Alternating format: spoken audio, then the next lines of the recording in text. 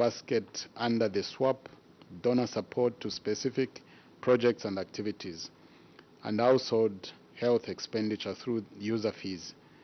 And then now we've got NEMA.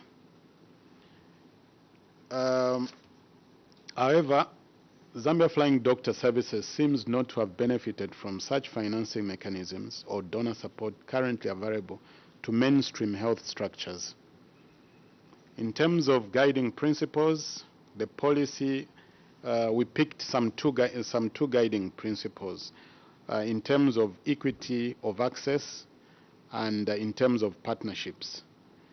And we thought that in terms of equity, to ensure equitable access to healthcare for all people of Zambia, regardless of their geographical location, gender, age, race, social, economic, cultural, and political status. This principle will remain aspiratory for the far-to-reach areas which could only be reached with a capacitated Zambia Flying Doctor Service. In terms of partnerships, the continuous review and strengthening of partnerships with all the main stakeholders through strong and effective coordination and harmonization. This principle should be applied also to the service in order to effectively finance Zambia Flying Doctor Services operations. In terms of sustainability and financing mechanisms and of the programs, the Zambia Flying Doctor Service is primarily funded by the government of the Republic of Zambia via grants through the Ministry of Health. The grant from the government is not enough to sustain aircraft maintenance and operational expenses. Zambia Flying Doctor Service is a holder of an air operator certificate which was issued to them by the Civil Aviation Authority, which makes it possible for to finance some of its operations through aircraft charters, medical evacuations, and aircraft leasing. The role of non-state actors in complementing the government's effort in the implementation of the program. Chair and the committee, like we've said, the Ministry of Health has established strong partnerships with main stakeholders, including communities, other government departments, cooperating partners, NGOs, civil society organizations, and private practitioners. Chair, it is the CAA's feeling that Zambia Flying Doctor Services would greatly benefit from the support of non-state actors in providing health services to rural hard-to-reach areas. In this regard, stakeholder partnerships should be privileged to provide finance to purchase aircraft, training of pilots, other technical personnel, and also for the procurement of medical equipment and medicines for the rural areas, including the supply of vehicles, boats, and IT equipment. A continuous review and strengthening of partnerships with all the main stakeholders through strong and effective coordination and harmonization is critical to the success of the service. Chair, we now come to the challenges faced in the implementation of the program. As a stakeholder who works closely with the service, we are aware that the service does not have the required number of aircraft and air crew, aircraft maintenance engineers, and others to carry out their intended mandate. Funding to meet the cost of aircraft maintenance and operational costs is a challenge. The limited planes and they do not have any emergency aircraft to provide medical evacuation services to critically ill patients. The service is not also able to attract and retain specialized medical staff, pilots, and engineers. Because it also has a limited training budget. Trips, Chair and the committee, the Flying Doctor Service has a fleet of 2 caravan aircraft, of which only 1 is serviceable since 2017. Both aircraft were grounded because the aircraft engines were time expired and required overhaul. Only 1 engine was overhauled and the other awaits funding. In terms of airstrips, a number of airstrips need runway extension and maintenance. Further new airstrips are needed to be constructed, especially in the southern and western provinces. Recommendations on the way forward. Chair, it is our considered view that the Zambia Flying Doctor Service Act number 25 of 1975 need to be amended in order to better provide for the policy and objectives of the service to suit the current economic and pandemic challenges. Assist the service in procuring additional fixed-wing aircraft and also advanced medical evacuation configured helicopters with the capacity to reach into extremely remote areas where a normal fixed-wing aircraft may not land. Also to assist the Zambia Flying Doctor Service in maintaining the already existing airstrips and create more airstrips to cover the majority of the rural Zambian population in remote areas. Expand and provide awareness of the benefits of the operation of the Zambia Flying Doctor Service in all provinces of Zambia for stakeholder buy-in. Then the Zambia Flying Doctor Services need recapitalization to enable it to effectively provide the services it was mandated to make available to the underprivileged people in hard-to-reach areas. The service's aircraft need repair and engine change to enable the aircraft to have better performance out of those short fields. And the service needs a robust training budget to capacitate its technical personnel by law and by the International Civil Aviation Organization. The service should also be allowed through its legal and policy frameworks to raise revenue from non-core business. The service was granted an air operator certificate after undergoing a rigorous 5-phase process by the Civil Aviation Authority.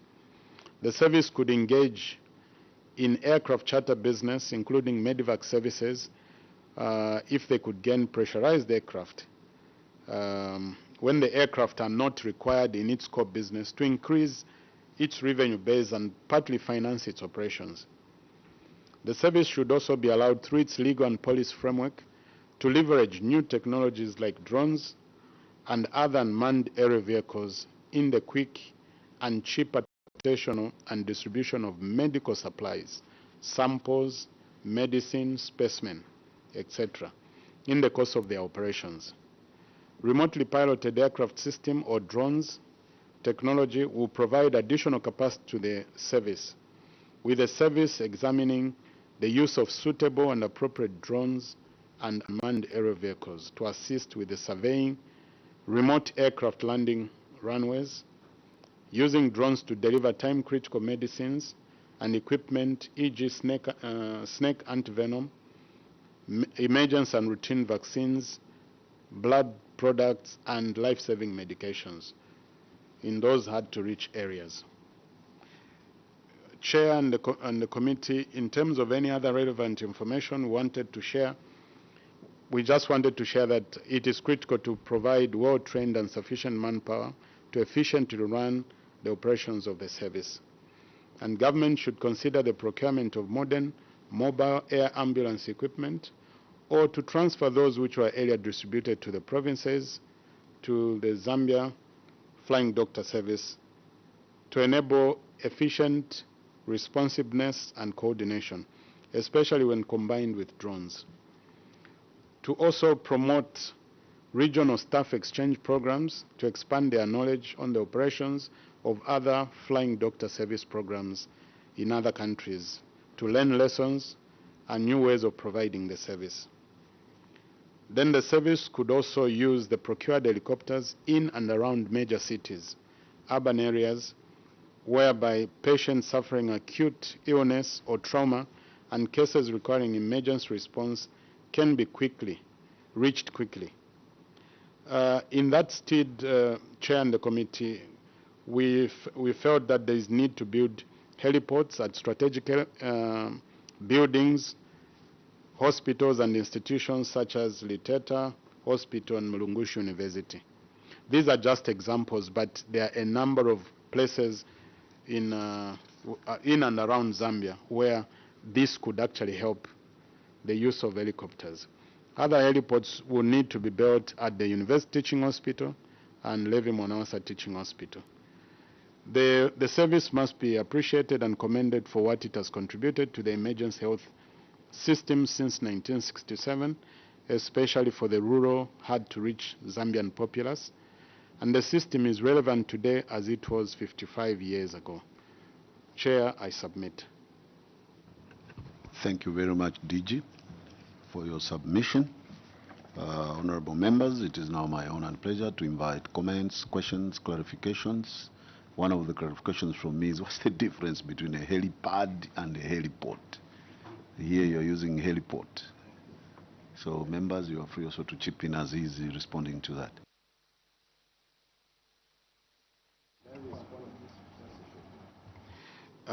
Thank you, Chair. A helipad is just a place which is created where a helicopter can land. But when we say a heliport, we refer to a place where an helicopter can land, but then with also facilities for handling the passengers that will come with that. Thank you. Yes. Thank you, Chair. Mr. Lesa, yeah, you mentioned something like Zambia Flying Doctor Services is primarily funded by government via grants through the Ministry of Health. How much is the grant that you are being funded by the government? We want to know how much the grant. Then the second one, Muchinga province, being a newly province, are you having some plans of constructing or putting up an airstrip in Muchinga province? Because we don't have one in Muchinga province. I submit, Chair.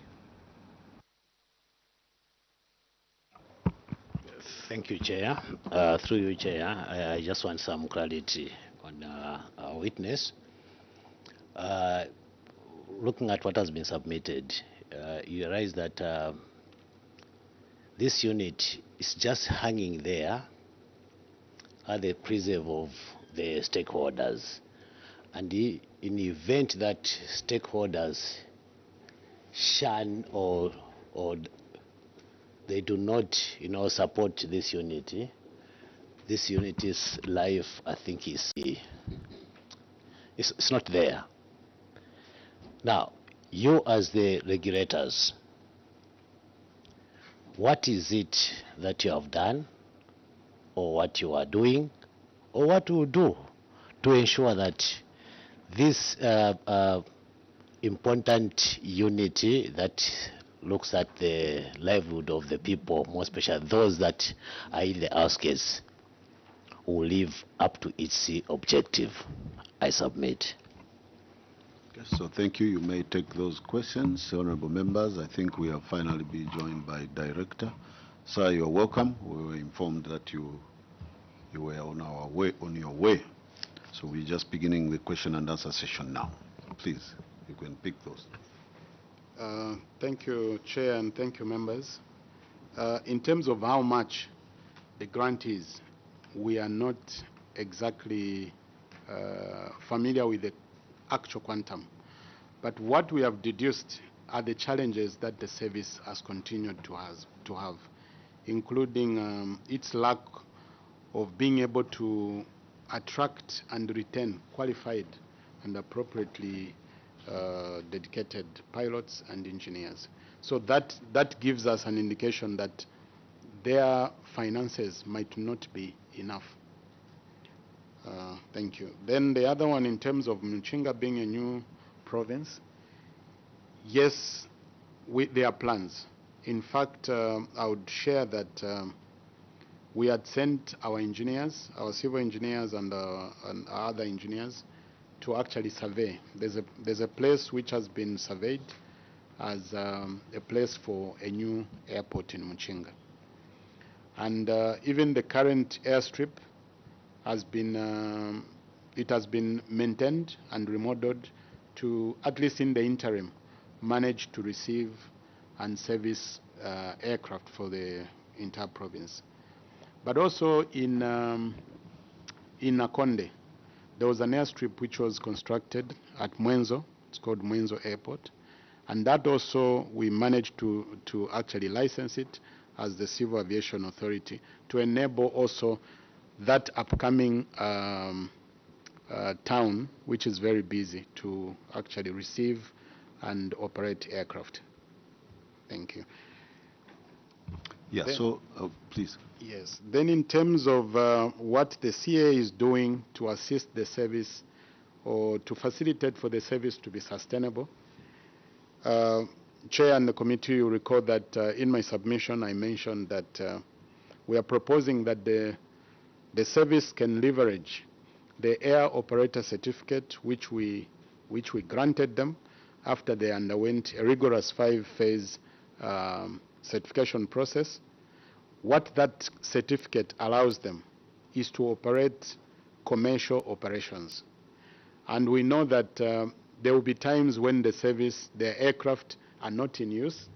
They should be able to improve the aircraft utilization by actually carrying out medivacs for those who are willing to pay, or indeed some charter operations.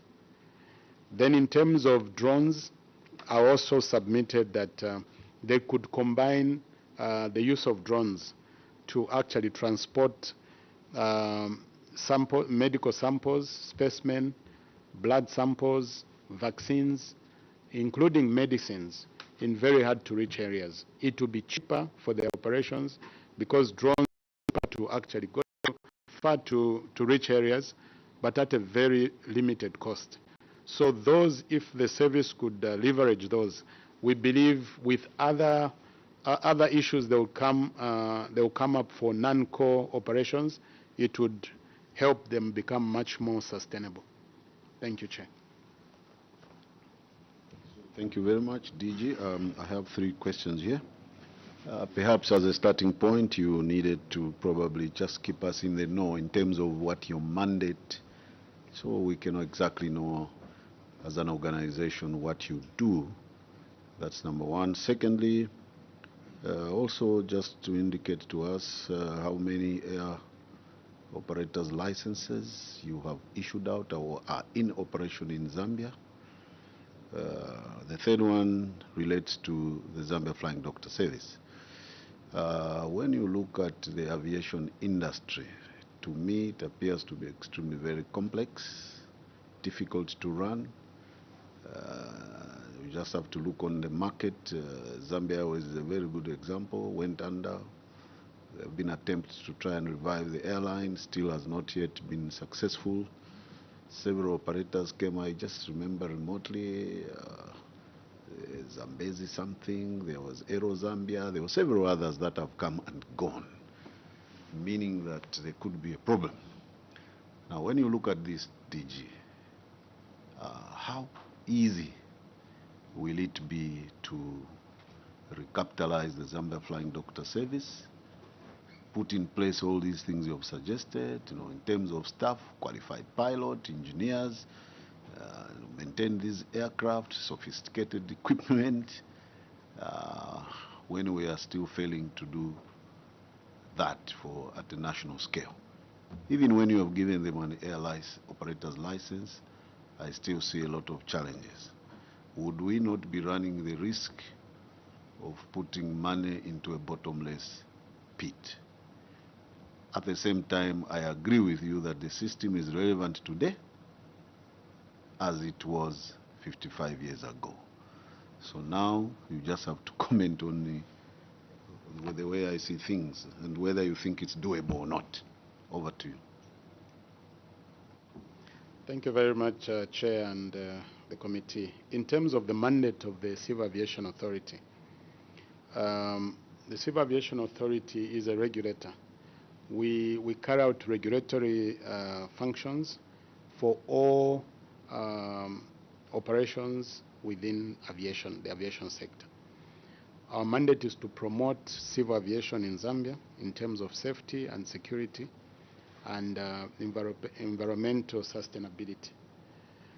But we also carry out, like I said, regulatory oversight, which means we will make sure that the standards, the international standards and recommended practices of the International Civil Aviation Organization that have been complied with by all who operate in the aviation sector. Then the other mandate we have is that we are the advisor to the Minister of Transport on aviation matters. And we also ensure that aside from in keeping with the Constitution, all national programs that are in keeping with the Constitutions are supported by ourselves. We see that they are properly supported in their implementation, as long as they actually reference aviation. In a nutshell, Chair, I think that is our mandate. Do you run the airports? No, Chair. Okay. We used to run the airports when we used to be a department of the ministry, when it was a department of civil aviation at the Ministry of Transport. But when ICAO is the International Civil Aviation Organization. When Zambia was audited in 2009, Zambia was found wanting on many fronts. And one of them was the way the structure of the Department of Civil Aviation. It was unable to attract and retain appropriately qualified personnel to discharge its functions. Secondly, it actually did not have sufficient resources to carry out the functions themselves. The broad mandate is really broad, and it could not also train its inspectors appropriately because the standards and recommended practices keep changing almost year after year, especially due to the disruptive technologies that are coming. We're supposed to keep in tandem. And because of that, Zambia was found with a significant and safety concern. You recall, members and chair, that it was the significant safety concern which resulted in Zambia being put on a European ban, where Zambian registered aircraft could not be allowed to fly into the Eurozone. So after that, in fact, the other issue which was found was also the law, the Aviation Act, as it then was found not to meet the requirements of aviation law, and it did not support a regulatory framework because it was outdated and did not contain the latest standards that were required to be complied with. So after that, Zambia, through the Zambian Parliament, quickly enacted the Civil Aviation Authority Act as an interim to, one, establish the authority, secondly, to allow the authority to be semi-autonomous and run as a body corporate, separate from the ministry, but of course accountable to the ministry. What that did was it allowed now the Civil Aviation Authority to have sufficient financial support to attract and retain appropriately qualified personnel in the discharge of that mandate. And what we saw, Chair, was that 1 year in office, they empowered the authority to be able to raise its own revenue. And once we applied through our ministry to actually come up with a scheme of charges as a statutory instrument, immediately our services now we could get something out of it, because prior to that we only relied on government grants, which are very limited. But with the scheme of charges being approved, the civil aviation started growing, and we started managing most of the things that needed to be done. Exactly 1 year in operations, the International Civil Aviation Authority organization came to actually audit Zambia in what was called an ICVM, or that was, what is ICVM? It's okay. The validation mission. They came to validate what Zambia had done. And after the validation mission, ICAO discovered that Zambia had actually dealt with most of the root causes that gave rise to the SSC, but also we had dealt with most of the findings, even though we had not finished all of them. But it was sufficient to raise the effective implementation of international standards in Zambia for the first time since independence, from 46.77% to 62.07%. And because of that, it was the very first time that Zambia had implemented international standards in aviation to above the world standard, which at that time was at 60%.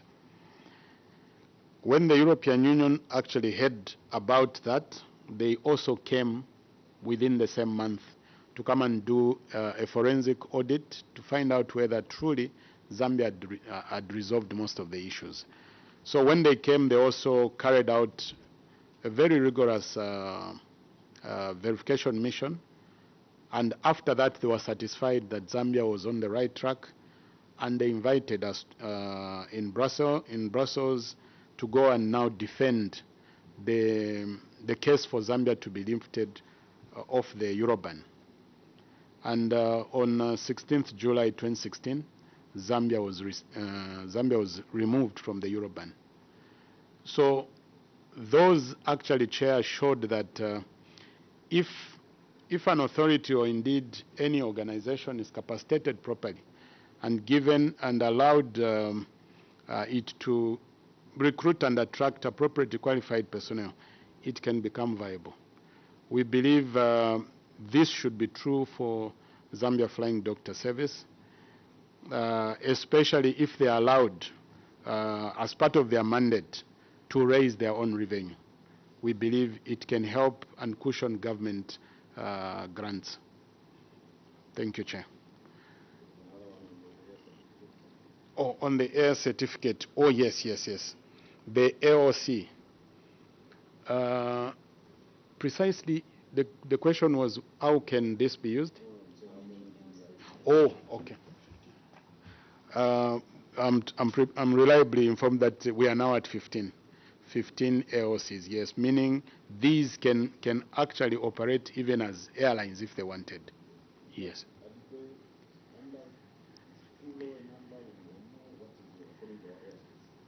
Well, it's really, we want to become a hub and would want to promote as many as we can. But at the moment, looking at where we're coming from, that's quite a good number, because I think previously we even had less than 10, and we've moved. But certainly we want to promote more, and those who can come forward, we would try to take them through the process. Thank you, Chair. Honorable members, any other intervention? I see none.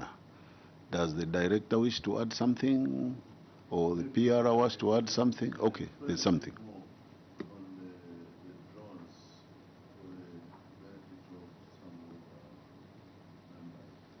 Can you use the microphone?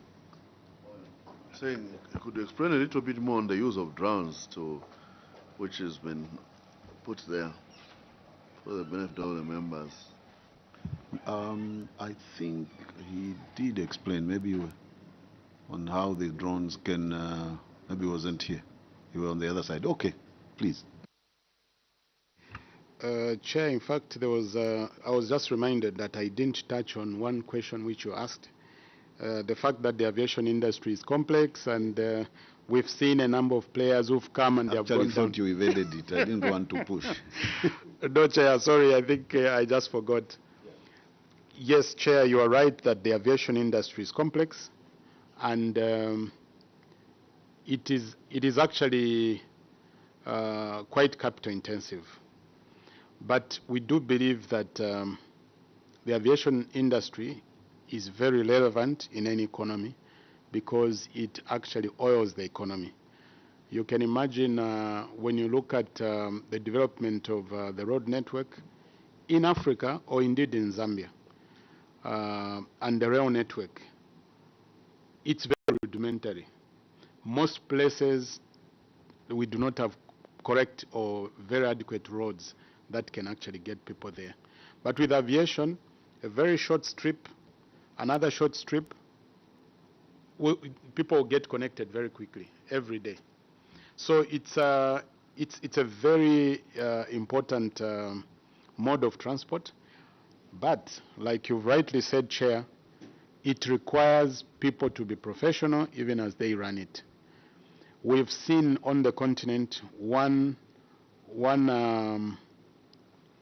airline which has continuously kept making money. There is Ethiopian Airlines. There are other airlines in the world which continues to make money. But there are various factors which actually militate against certain operators from making money. One, Chair, drivers of difficulties in aviation. One is the cost of aviation fuel.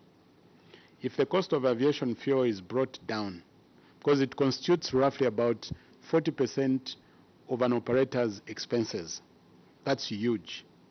If that can be brought down low, and we are very hopeful that with government's aspirations to actually start getting fuel from Angola, maybe we can cheapen the cost of fuel. That will greatly affect aviation. Secondly, maintenance.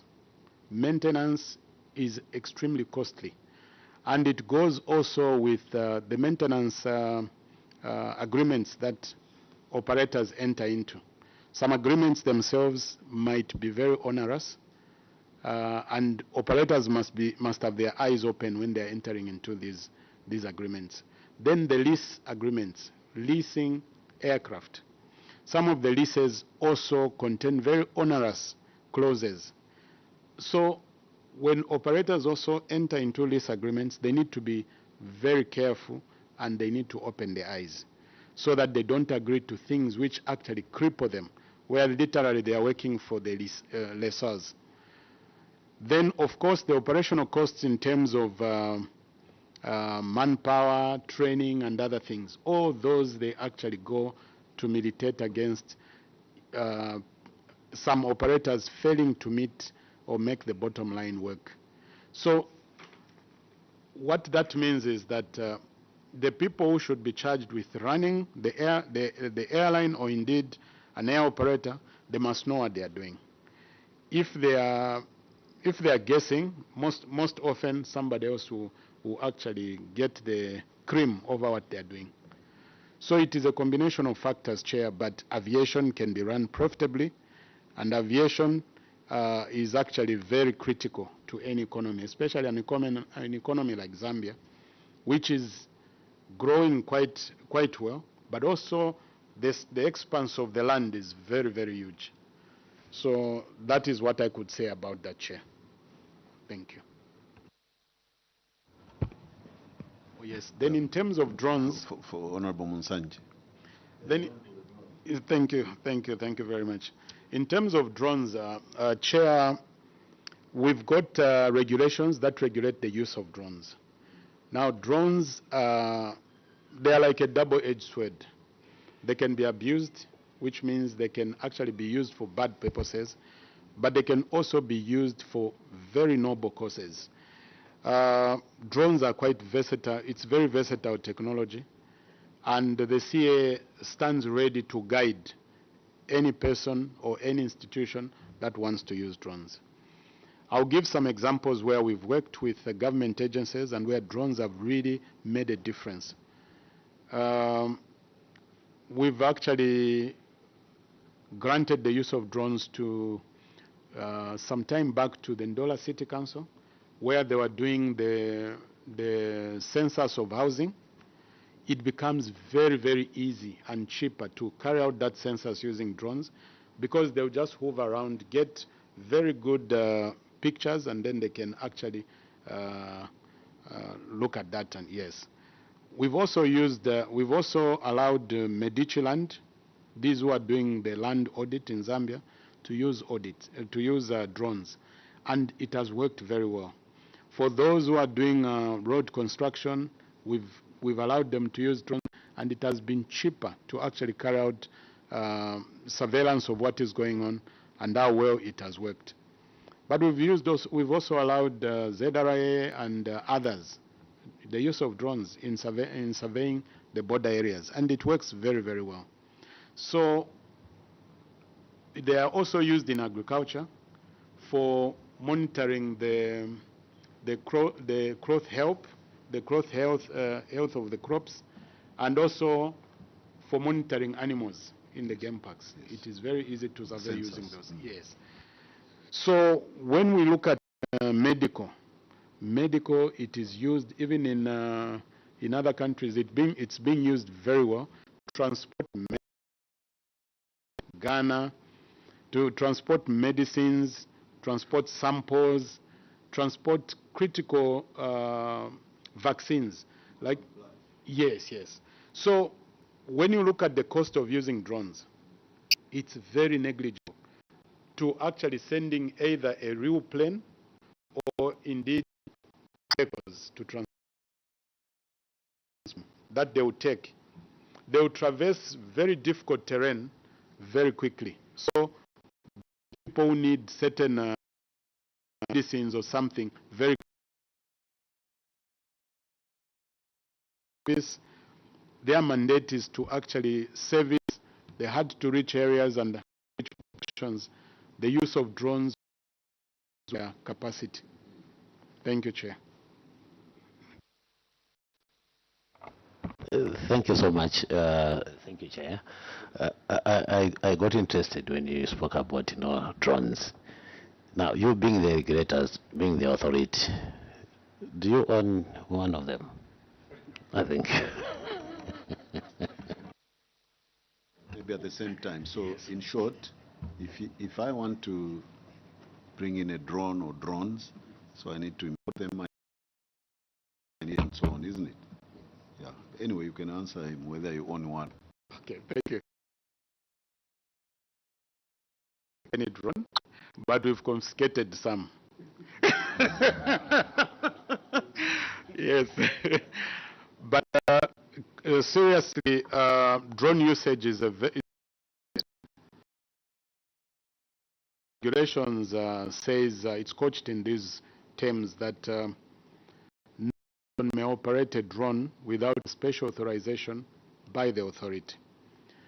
And we work in tandem with a lot of government agencies. ZRA is one of them. When someone brings a drone, they will not until they get a letter from and that person is going to bring it to us for clearance. That's one way we've thought we can manage to curb illegal use of drones. You cite one or two illegal uses of drones, just for our information. Okay. Yes. There are certain things we would want to talk to, but I'll talk about some which are okay. I won't talk about the security aspects of it, but I'll talk about drones can be used to actually deliver drugs, even in prisons. They can actually be used to smuggle things across countries. They can be used also to invade the privacy of others, because they actually carry out cameras with very high resolution. They can actually invade the privacy of others. Those are some of the things, Chair, I can share on the illegal use of drones. Yes. Thank you. Thank you very much, Director General and your team.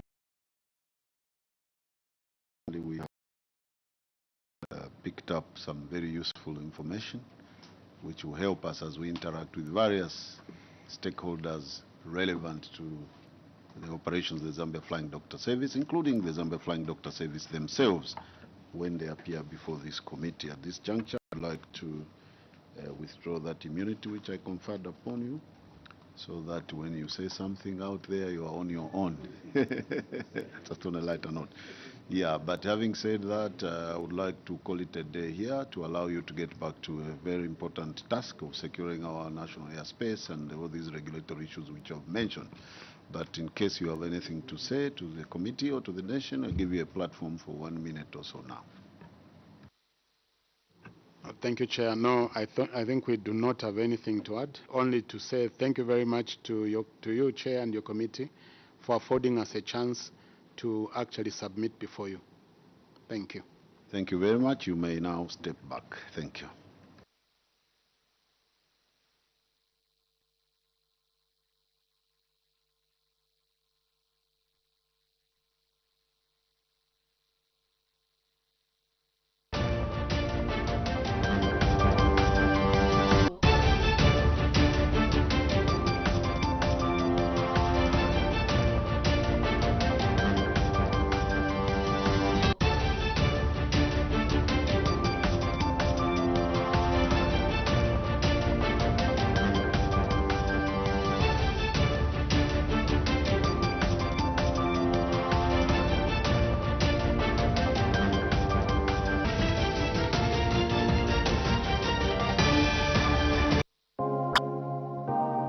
Still and clear in your radio. You already know it. Is there any hope out there? Can anybody hear me calling? Just a little hope out there. With a pocket full of dreams, I'm sorry. This is for my dreams, yeah. Just a little dreams, prayer. The flow different, the style different, the DNA is jealous K. All the hating, I shut it down. I'm the one that wear my crown. Don't compete with the basic. I've been a baddie since way. In my prime, my heydays. New approach to a new dream motion. They be on that witch hunt, oh man. They don't want that truth, hun. Every stone they threw at me, use that as my building block. Thrown to my legacy. Got a young king and he icy, ruthless like a storm. Blueprint that I'm gone. My hustle man it done grown. Don't dwell on shit for too long. Cause out here we're just stacking up with those good vibes, clear blue skies. I be in it, I'm beyond it. Talking cheap so I never bought it. I got dreams of hopping bags in different areas. I've got. I've been feeling alright. I wanna live forever. Pray to God for more life. Out there. Can anybody hear me calling? Just a little hope out there. For my dreams, yeah. Just a little dreams, prayer. It was all a dream. Started with big dreams. Started with a little hope. Ended up with the cream. Do better, be better. The world will try to break you. Take a look in the mirror. Don't you dare let them change you. This is for my people hustling around the corner. This is for every single mother raising a daughter. Working hard every day just to stay alive. Living the moment but praying to see better. You with some bad energy, get out the way, yo. Tell them you a boss cause shit move when you say so. Money coming in, and we stay blown. They say it's the queen, it's the king, you the main show. Fresh like that, secure your bag, see you pull up in that jack. Everybody on your team grinding, winning, it's a fact. International airport, salty on that billboard. No time for no toy boys, personnel got big coins. Out there. Can anybody hear me calling? Just a little hope out there. With a pocket full of dreams. So this is for my dreams, yeah. Just a little dream,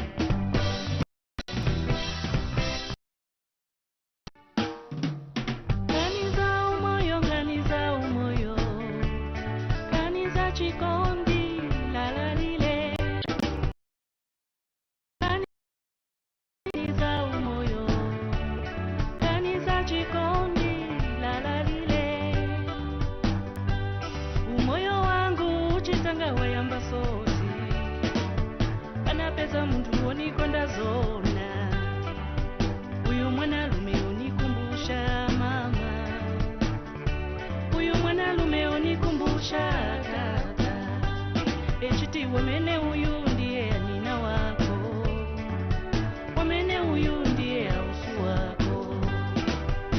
chonzuzisha ngati wewo mukonda muntu koma suziva ngati naye okukonda chikondi chazoona niponda pana nempondepo ni chendi chalochua mana wako. Everybody wants to be the sunshine in your life, but I would rather be the moon that shines in your darkest moments. Everybody wants to be the sunshine in your life, but I would rather be the moon that shines in your darkest moments. Ooh, I love you, I love you, and I want you to know. Chalochua mana wako ni chendi mwe. Chalochua mana wako. Chalochua mana wako adevi mwe. Chalochua shaulanda. Shaulanda wa mama. Aoi ya olile ya ineo. Chalochua mana wako. Wangu shaulanda.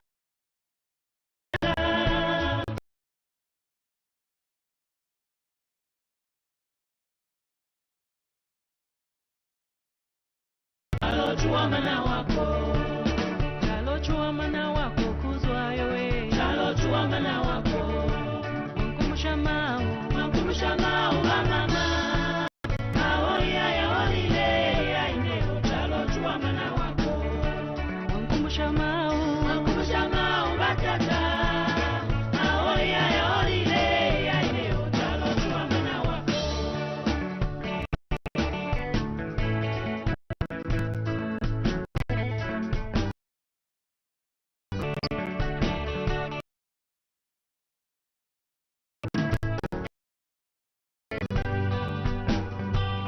Ganizao moyo ganizao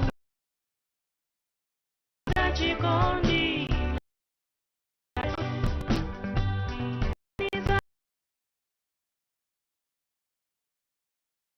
Chikondi Lalalile. Everybody wants to be the sunshine in your life, but I would rather be the moon that shines in your darkest moments. Everybody wants to be the sunshine in your life, but I would rather be the moon that shines in your darkest moments. Ooh, I love you, I love you, and I want you to know. Chalochua mana wako ni chendi mwe. Chalochua mana wako. Chalochua mana wako irini we. Chalochua mana wako. Wankumusha ulanda. Wankumusha ulanda wa mama. Aoi ya olile ya ineo. Chalochua mana wako. Wankumusha ulanda. Wankumusha ulanda wa tata. Aoi ya olile ya ineo. Chalochua mana wako.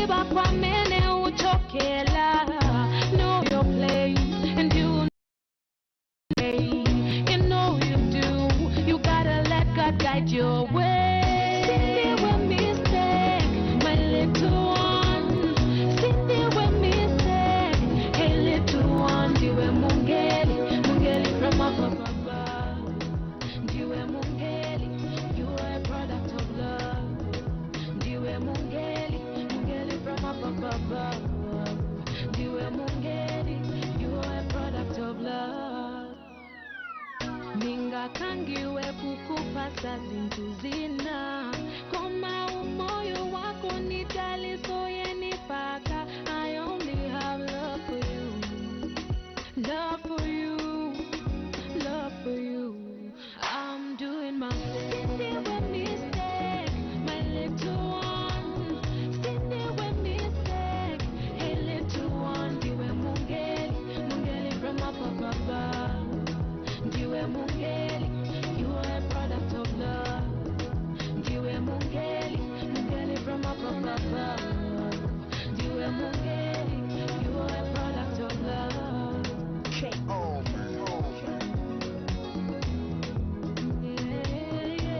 Exclusive from 334 Music.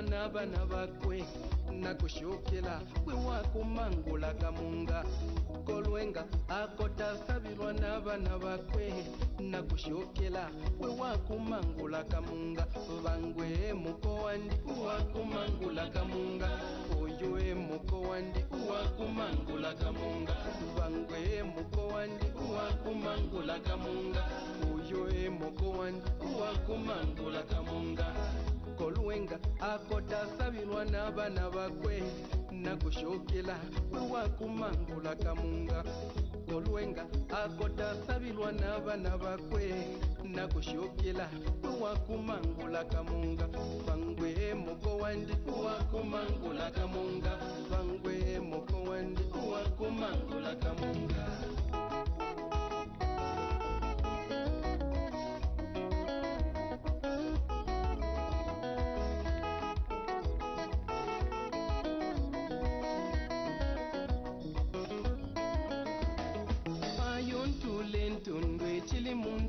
chale mafantuko lwe wakota asabirwa n'abaana bakwe mwimbona mamba muno manine nafyelembe kafantuko lwe wakota asabirwa na kwema yotabirirwa embila ifantuko lwe wakota asabirwa n'abaana bakwe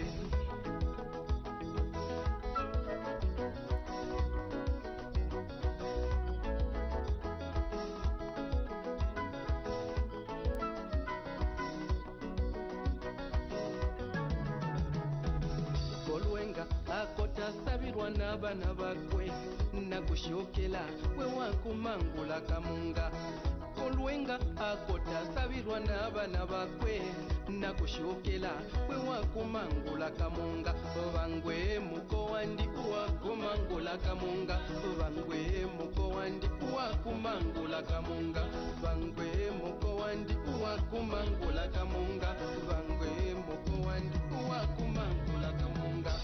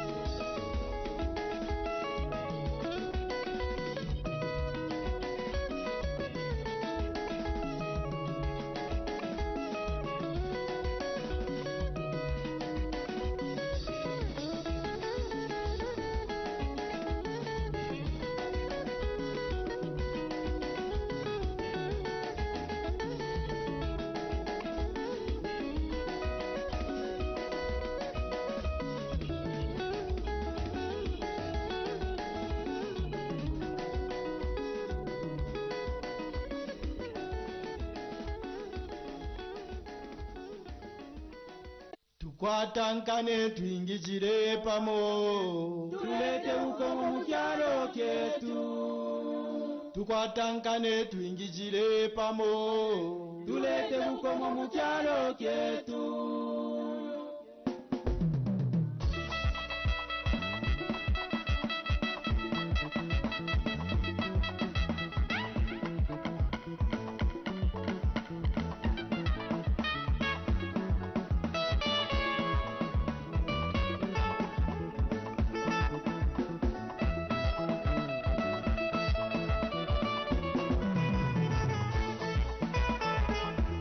Tukwatankane tumbikire pamo, tulete bukomo mu kyalo kyetu. Tukwatankane tumbikire pamo, tulete bukomo mu kyalo kyetu. Tuleke kichima tumbikire pamo, tulete bukomo mu kyalo kyetu. Tuleke kichima tumbikire pamo, tulete bukomo mu kyalo kyetu. Mafumu onse tumbikire pamo, mafumu onse tungijire pamo, tulete bukomo mu kyalo kyetu. Kafulumende tungijire pamo, tulete bukomo mu kyalo kyetu. Kafulumende tungijire pamo, tulete bukomo mu kyalo kyetu. Kafunda kasonde tungijire pamo, tulete bukomo mu kyalo kyetu. Kafunda kasonde tungijire pamo, tulete bukomo mu kyalo kyetu. Father mulyata tungijire pamo, tulete bukomo mu kyalo kyetu. Father Lubinga tungijire pamo, tulete bukomo mu kyalo kyetu. Father Chunda tungijire pamo, tulete bukomo mu kyalo kyetu. Father Chomba tungijire pamo, tulete bukomo mu kyalo kyetu. Father Sakala tungijire pamo, tulete bukomo mu kyalo kyetu. Father Kaumba tungijire pamo, tulete bukomo mu kyalo kyetu. Father Mwelwa tungijire pamo, tulete bukomo mu kyalo kyetu. Father Roy tungijire pamo, tulete bukomo mu kyalo kyetu. Father Ninga tungijire pamo, tulete bukomo mu kyalo kyetu. Father Kapalu tungijire pamo, tulete bukomo mu kyalo kyetu. Father Dani tungijire pamo, tulete bukomo mu kyalo kyetu. Father Robi tungijire pamo, tulete bukomo mu kyalo kyetu. Father Mweshi tungijire pamo, tulete bukomo mu kyalo kyetu. Bantu bonse tungijire pamo, tulete bukomo mu kyalo kyetu.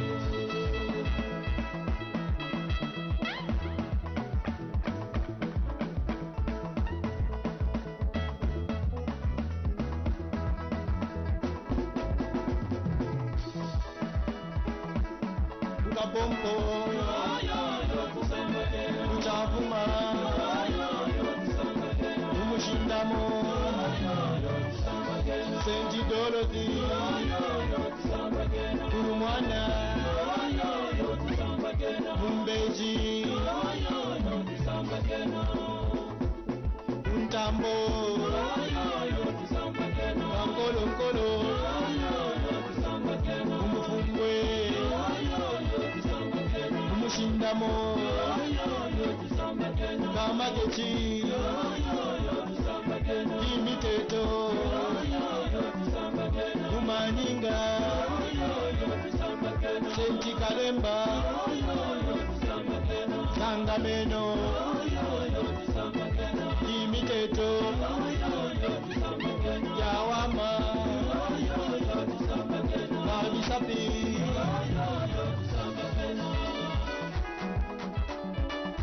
Hamba tuyenga yaya, tuyenga mwisho. Hawa tuyenga yaya, iwe tuyenga mwisho. Kaino ya Gikaonde, da kwetu. Janga mfukutu yaya, janga mfukutu. Janga mfukutu yaya, janga mfukutu. Muka mwisho.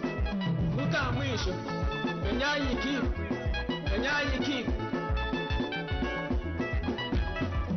musembatu nkumbete iya omwana wami mwana ande musembatu nkumbete iya omwana wami mwana ande musembatu nkumbete iya omwana wami mwana yonkayo zanga mfukutu yayi zanga mfukutu yayi zanga mfukutu tuta marimba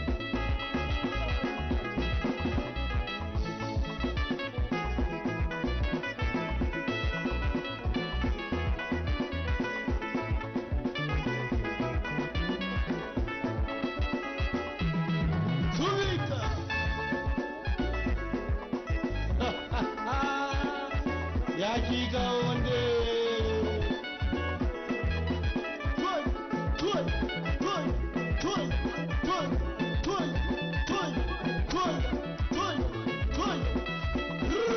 sekisa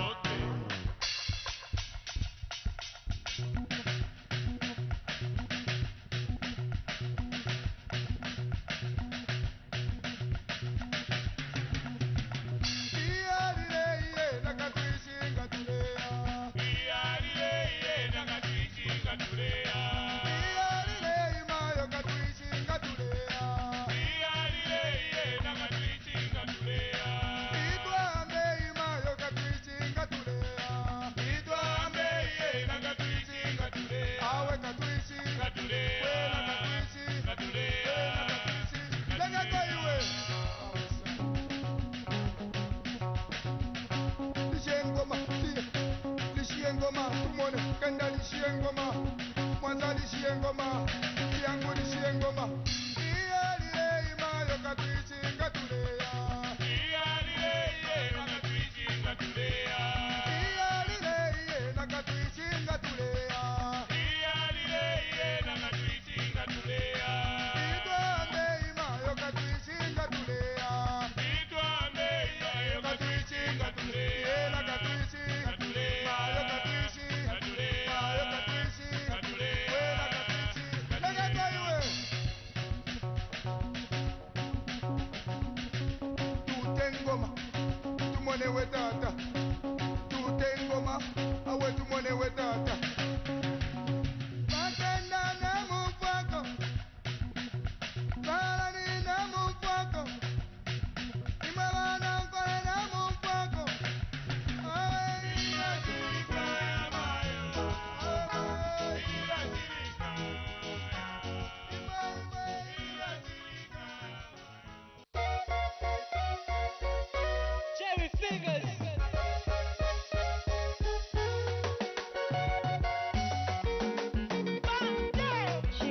Aushimanga tata. Mema ushimaimbo. Togaliso, mbere wa jinja. Tologaliso, mbere wa jinja. Togaliso, tologaliso, togaliso, yawe wa jinja.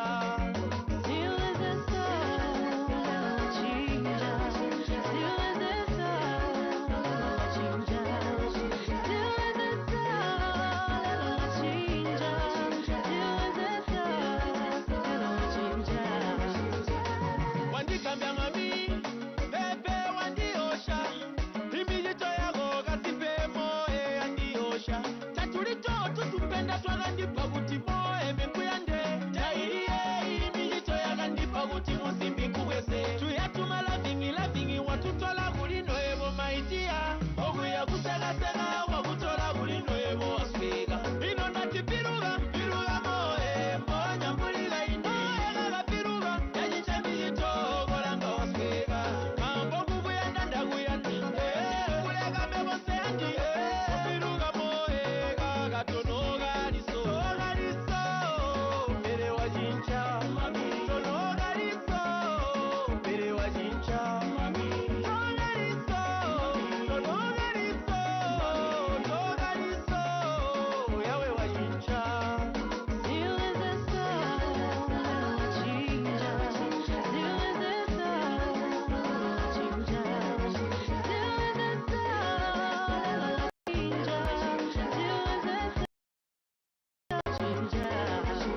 Wanjagala mukafika kumyesu mukumwana bamayo. Elyo mwaya tata mwaya mwayirilela. Namwalifikire yashachinjishe. Amano n'amapande twakwete. Mwashire mu mpepo kumba buliri. Kwabula kwishira gamukakwela. Imisango wena nashichinja. Imilanire nasho nashichinja. Mwamba kushari namchinja. Mwari, mwari. Togaliso, mbere wa jinja. Tologaliso, mbere wa jinja. Togaliso, tologaliso, togaliso, yawe wa jinja.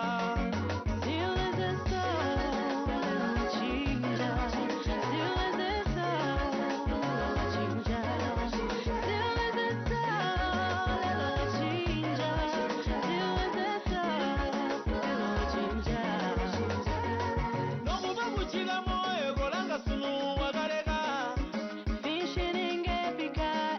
Tamushita Natuma foni mazubano bamatotambuli. Panzu nangu na yesuka yonse kulaka. Jefyo mwari na mchinja. Jefyo mwari na mchinja. Nalemona kwati kuti mwasunga. Jefyo mwari na mchinja. Conrad Jola Hiamwa. Rad Joko Electric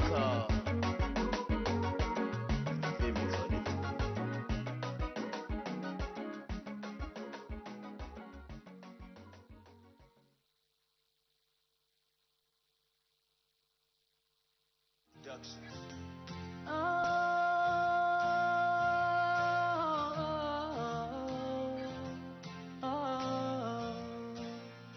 Nyimbo zako da da da da da da da. Alpha Entertainment's music.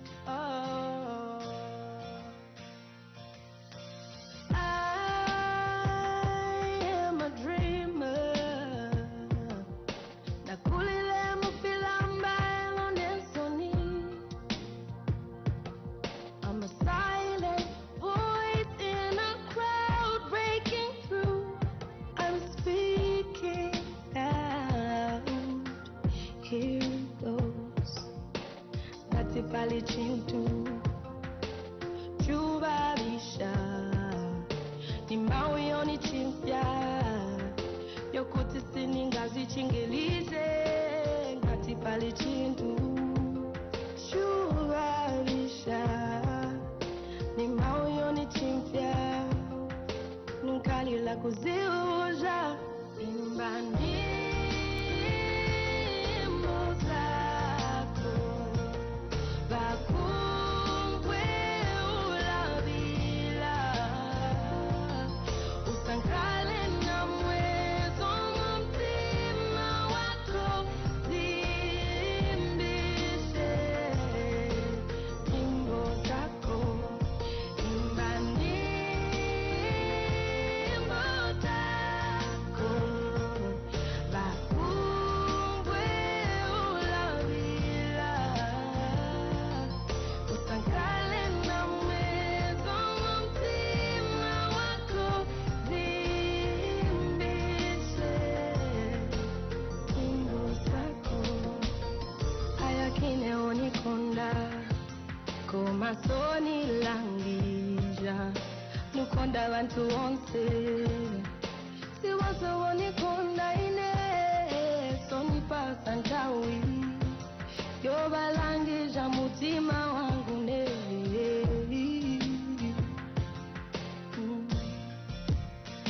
ayakine onikonda komasoni langija nikonda bantu bonse siwazo onikonda ine sonipasa kona ndawi yobalangija mutima wangu ne nukalila kuziuja imba nyimbo zako bakungwe ulabila usankale na mwezo mtima wako zimbishe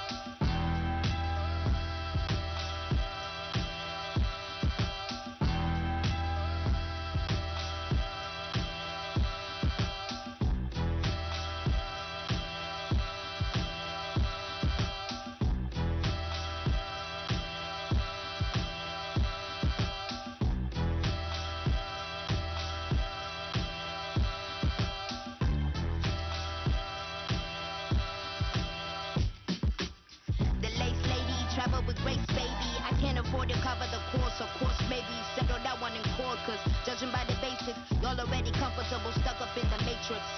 Shit is basic, patch credentials, but understand your favorite rapper, peep my gold potential. I'm out of shame, been past it, trying to fit the circle cause I don't know how to act shit. Half of y'all was steady, insecure, don't try to backflip, just because the seasoning and flow's already active. Only 4 years, fantastic, young veteran, new classic. Nah, knock the walls off, fuck the whole key, we gon' hinge the whole door off. I'm still AD, never forget it. It's life after death, roll the credits.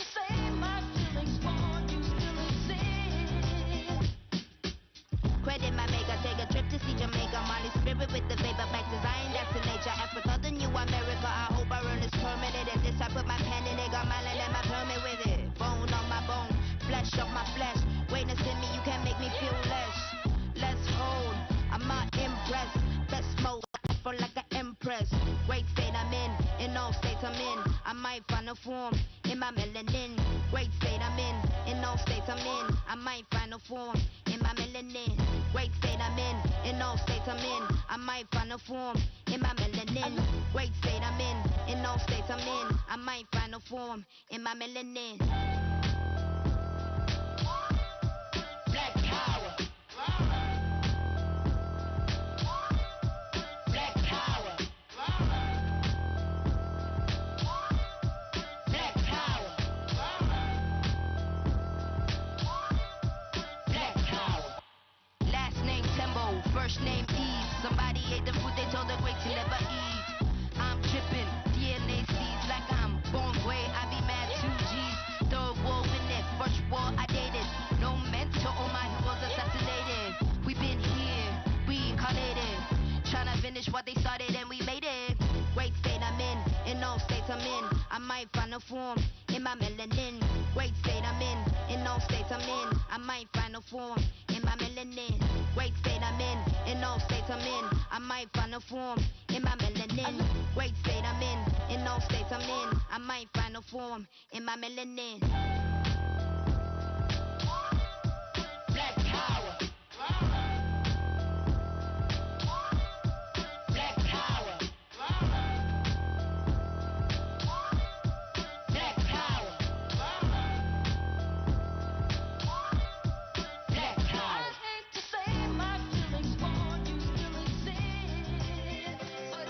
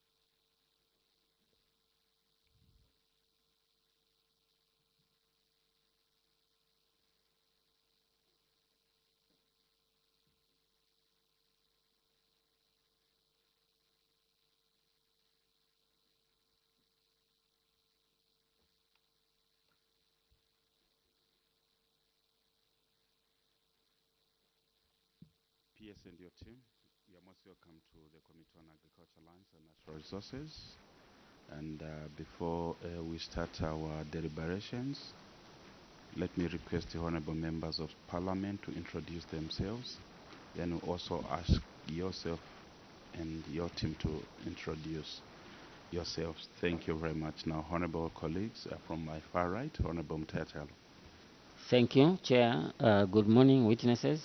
My full names are Yotam Tachalo, a Member of Parliament for Chairman North in Eastern Province, and also a member of this committee. Thank you, Honorable. Morning, witnesses. I'm Frank Simushi, Member of Parliament for Skongo constituents and a member of this committee. Thank you. Thank you, Chair. Morning, witnesses. I'm Nixon Chilangwa, Member of Parliament for Kawamba and a member of this committee. You are welcome. Thank you, Honorable. Thank you so much, Chair, and good morning, witness. I'm Honorable Dr. Taro Chewe, Member of Parliament for Vansenshi constituents. And when I see this minister, I see Noritika, see Brim. Thank you. Good morning, witnesses. Sani Simbao, Member of Parliament for Wansha constituency. Thank you, Honorable. Secretariat. Thank you, Chair. Good morning, PS and your team. Himrod Alvin is my name from the Office of the Clerk. Thank you. Thank you very much. Madam. Thank you, Chair. Good morning, witnesses. My name is Sasha Nsunge. I'm doing internship in committee department. Thank you. Thank you. PS and your team. Thank you, Chair and honorable members. My name is Katongo William, substantively Director, Human Resource and Administration, acting PS. PS is out of the country. Thank you. Good morning, Chairperson. Good morning, members of the committee. I'm Dr. Geoffrey Muka, Director of Veterinary Services. Thank you. Good morning, Chairperson. Good morning, honorable members of this committee. I'm Milton Sivene, Director of Finance, Minister of Fisheries and Livestock. Thank you.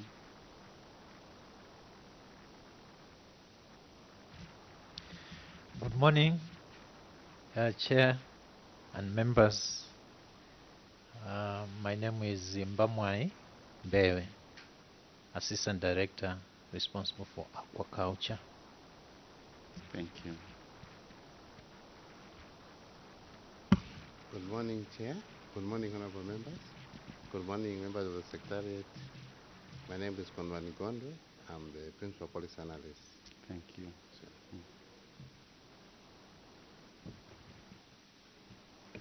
Morning, Chair.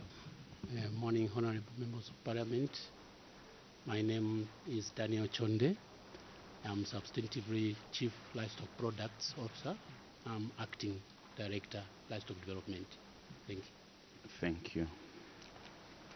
Acting PS, welcome once more again to this committee. That as we appear before this committee or another committee under this parliament, you are protected, no, you have immunity, the same immunity which the honorable members of parliament do enjoy under Cap 12 of the laws of Zambia. That the information which you should give to this committee should be factual. But PS, should you decide to mislead this committee, the same Cap 12 of the laws of Zambia can turn against you. But knowing so well that this ministry has been appearing before this committee, not to various committees under this parliament, and that we have no record of this committee having misled any committee under this parliament. And we believe that the culture will continue today. And as we are very much aware that the topic we are looking at, it's on the effectiveness of the veterinary services department on combating livestock diseases in Zambia. And we want to request you that PS, you give your submission within 20 minutes so that you can allow honorable members of parliament also to interact with you. PS, you can proceed with your submission. Thank you, Chairperson. I wish to thank you for according me this opportunity to make a submission on behalf of the Minister of Fisheries and Livestock to your committee on the issue under consideration. May I take this opportunity to emphasize that government has placed a high premium on livestock production and productivity as it is key for economic growth, agriculture diversification, and employment creation. To enhance livestock production and productivity, it is imperative for government to intensify the prevention and control of animal diseases to ensure the growth of the livestock sector. Before I go into details, allow me to outline the contents of our submission, and it is outlined as follows. The adequacy of the legal and policy framework in the combating livestock diseases in Zambia, the institutional capacity of the Department of Veterinary Services to effectively combat livestock diseases across the country, the proactive measures that have been put in place by the Department of Veterinary Services to combat livestock diseases and their effectiveness, the financing mechanisms and budgetary allocation by government towards the Department of Veterinary Services to combat livestock diseases year by year in the last 5 years, the gaps and challenges faced by the Department of Veterinary Services in effectively combating livestock diseases in Zambia, and finally, recommendations on the way forward. Chairperson, the policy framework that governs animal disease control and prevention is at 2 levels. Globally, the World Organization of Animal Health is responsible for setting international standards for improved animal health and welfare. It is a requirement for all countries in the world to ascribe to these standards for the effective prevention and control of animal diseases. As animal diseases do not know international borders, the role of the World Organization of Animal Health cannot be overstated. At national level, the control and prevention of animal diseases in Zambia is governed by pieces of legislation. The Animal Health Act number 27 of 2010 is the principal legislation, and it provides for the following: the establishment of the Department of Veterinary Services, prevention and control of animal diseases, the quarantine of animals, regulation of importation and exportation of animals, and regulation of animal products and animal byproducts. Chairperson, other acts that complement the main act include the Veterinary and Para-Veterinary Act number 45 of 2010 and the Animal Identification Act number 28 of 2010. The former regulates the professional conduct of veterinary surgeons and para-veterinarian, while the latter provides for the registration of brand marks and operators. With these provisions in the Zambian laws and the World Organization for Animal Health providing oversight, we draw the conclusion that Zambia has adequate legal provision to control and prevent animal diseases. However, the policy framework is weak, and the government is developing the National Animal Health Policy to provide a policy framework. Chairperson, with regard to institutional capacity of the Department of Veterinary Services to effectively combat livestock diseases across the country, the department has the mandate to control and prevent animal diseases in Zambia.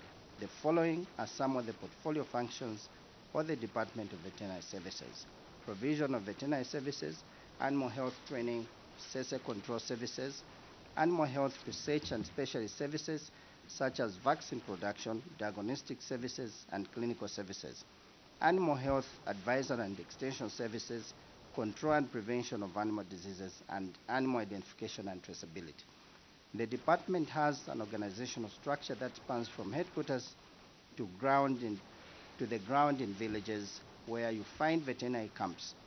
At headquarters, the department is headed by a director and has different units dealing with the following: animal disease control, veterinary public health and food safety, animal identification and traceability, SESE and trypanosomiasis control, epidemiology and information, veterinary diagnostic and research that include vaccine production. The provincial, district, and camp staff are involved in the delivery of field animal health extension and other veterinary services. The provincial and district officers are responsible for coordinating the veterinary activities at the provincial and district level, respectively. Provincial officers are manned by provincial veterinary officers, while district officers are manned by the district veterinary officers.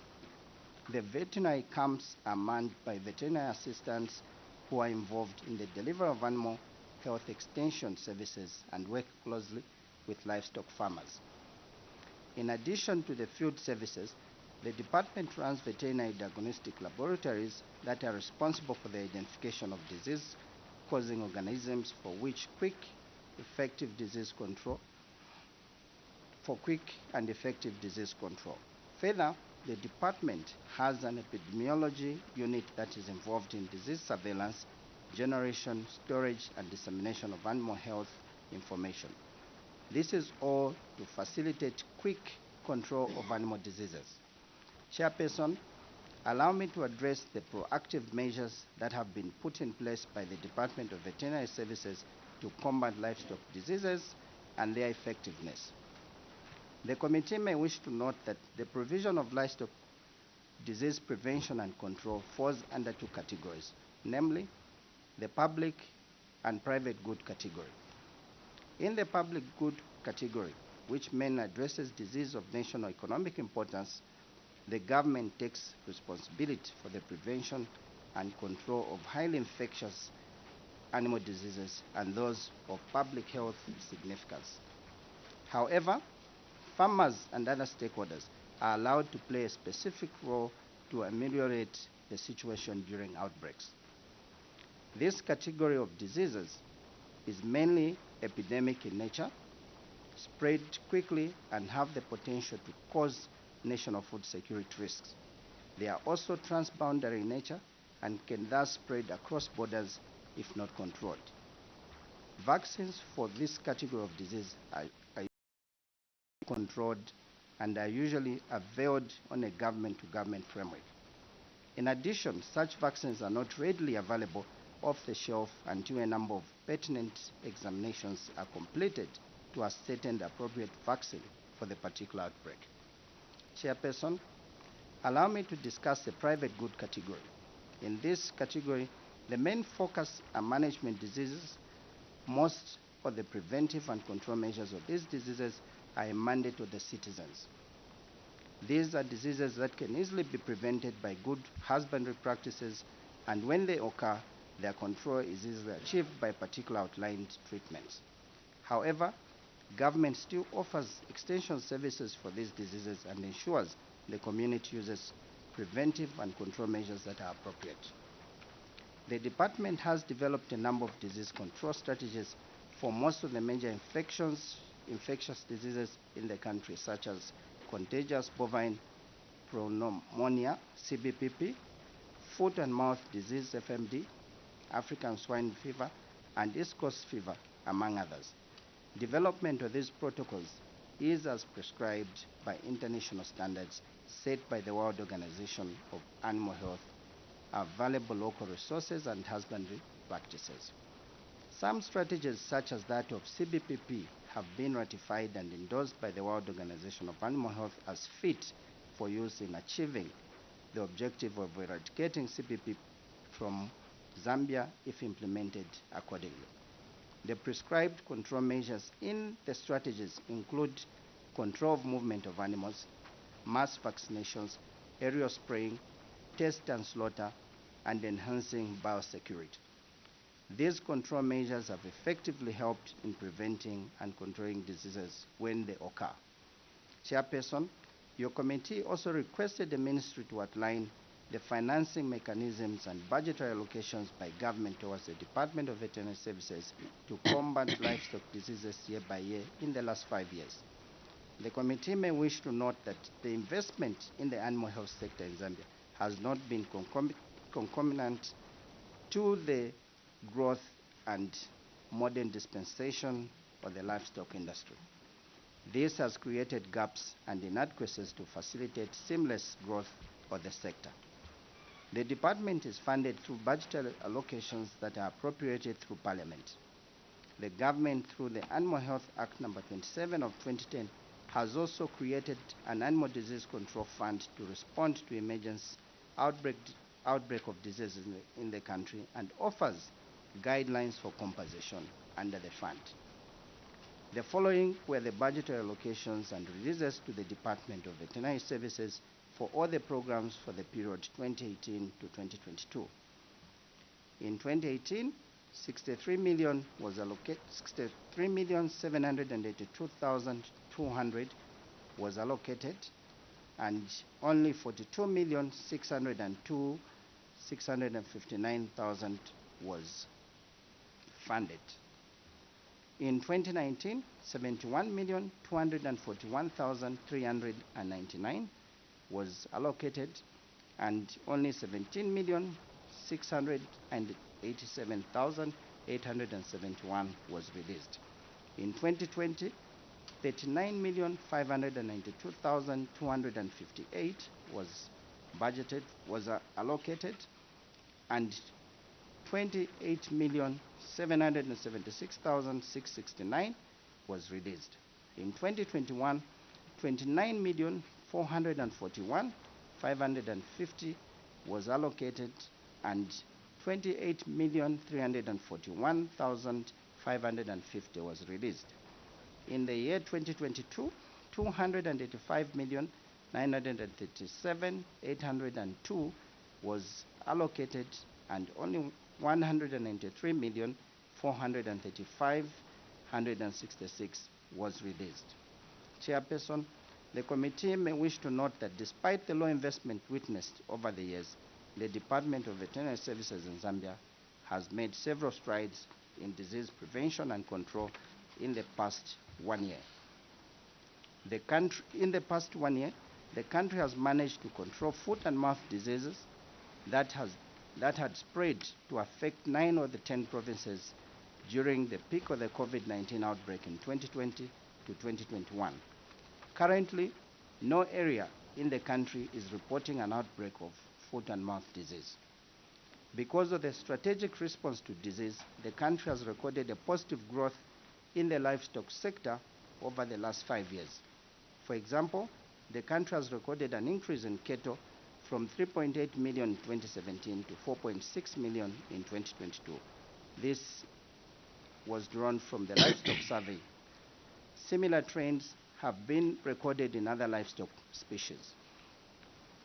The department has also controlled outbreaks of African swine fever within 2 months of outbreaks without a major disruption in the pork industry. Further, the department has facilitated the commencement of export of pigs, day-old chicks, hatching eggs, and honey. This is because of the stringent sanitary inspections the department enforces and effective extension to producers.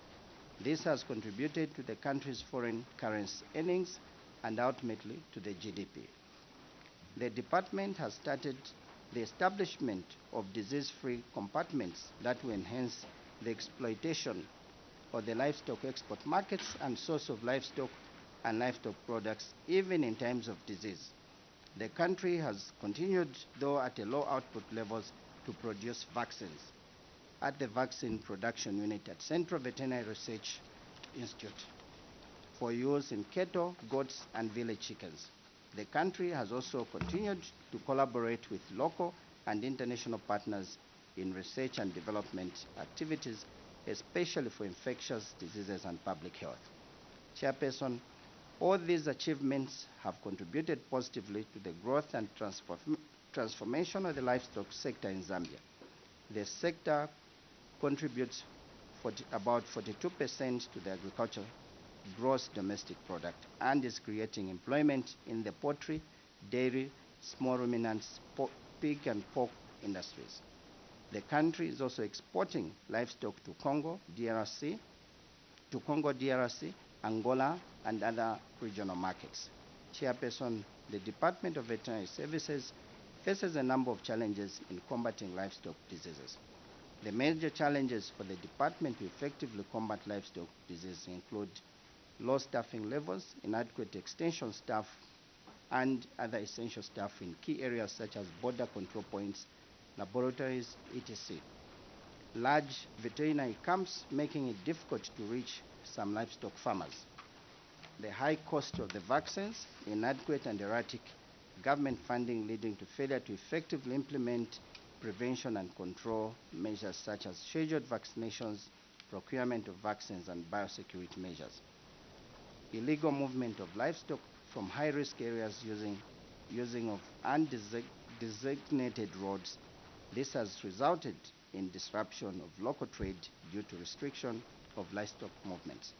Inadequate animal health infrastructure such as biosecurity checkpoints, veterinary laboratories, etc.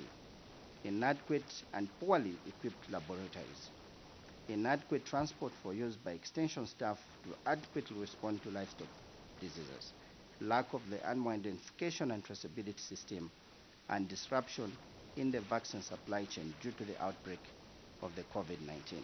Chairperson, the following are some of the recommendations to enhance the effectiveness of the Department of Veterinary Services in combating livestock disease in Zambia.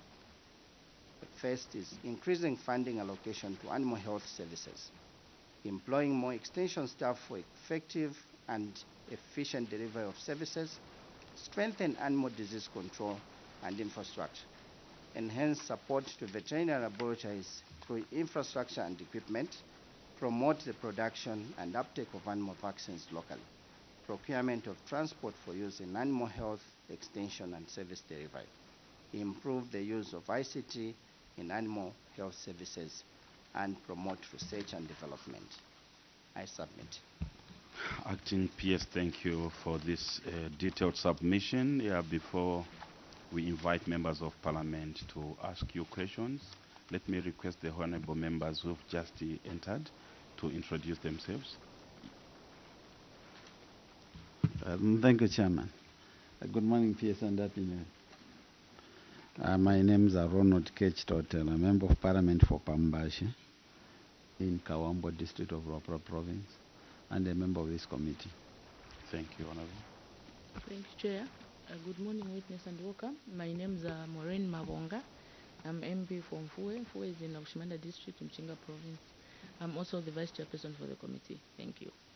Thank you. Yes, honorable colleagues, questions? Yes, Honorable Smosh. Thank you, Chair. I've got so many questions, but I'm sure let me just ask two for now, so that maybe we can share. Thank you, Acting PS, for your presentation, detailed indeed.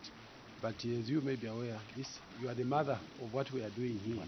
So when we ask a lot of questions, don't get irritated. No problem. The first question has to do with, I haven't heard you in your presentation talk about the Veterinary Council. I haven't heard, I was expecting to hear that, but didn't come out. A very important structure in the management of veterinary services. So the question is, why haven't you put this council in place up to now? The second one is, you are talking about staff, you're complaining about staffing levels, but we noticed that you have a lot of vet doctors who are employed to supervise crops, DACOs, PACOs. What are you doing about that situation? Because that is what is contributing, I think, to the absence of staff in your department. Thank you. Thank you so much, Honorable Chitotela. Then PS take note. We'll be allowing honorable colleagues to be asking just 3 questions at a time. Then we'll allow you to answer. So, honorable colleagues, only allow Honorable Chitotela. Then we'll come to the next round. Honorable Chitotela. Thank you, Chair. PS, my concern is on page number 8, year 2022. It was put to us yesterday by the Minister of Finance that the law funding was as a result of your inability to utilize the resources that were released to you, because it was said the funds are released as requested and depending at the capacity of the uptake by the implementing ministry. The committee raised the concern yesterday with the Minister of Finance that it was 285 million kwacha that was allocated. Only 193, according to you, to them yesterday it was about 131 million that was released to you. And the reason they gave is the law funding to Minister of Livestock and Fisheries, more especially the veterinary department, is due to lack of consumption capacity.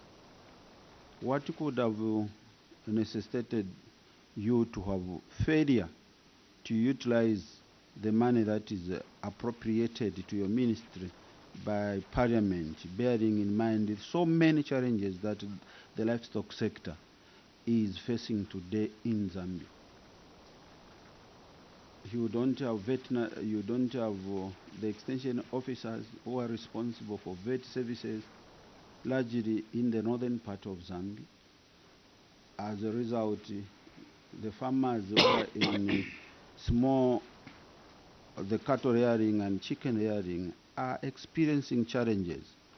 Chair, I came from Pambasha. I can give you an example where you find one village, all the village chickens are wiped out due to the Newcastle disease, and there are no extension services that are supposed to provide the technical know-how to those farmers.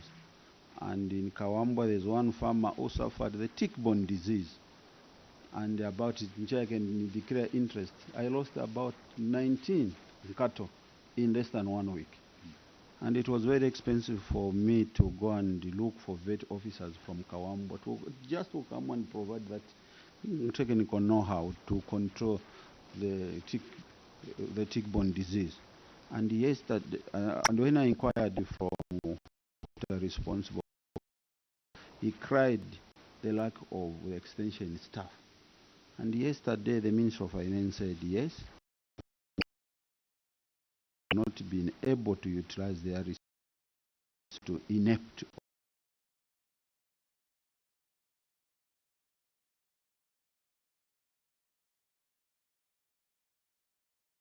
released to you last year. What caused that? Bearing in mind the catastrophe, the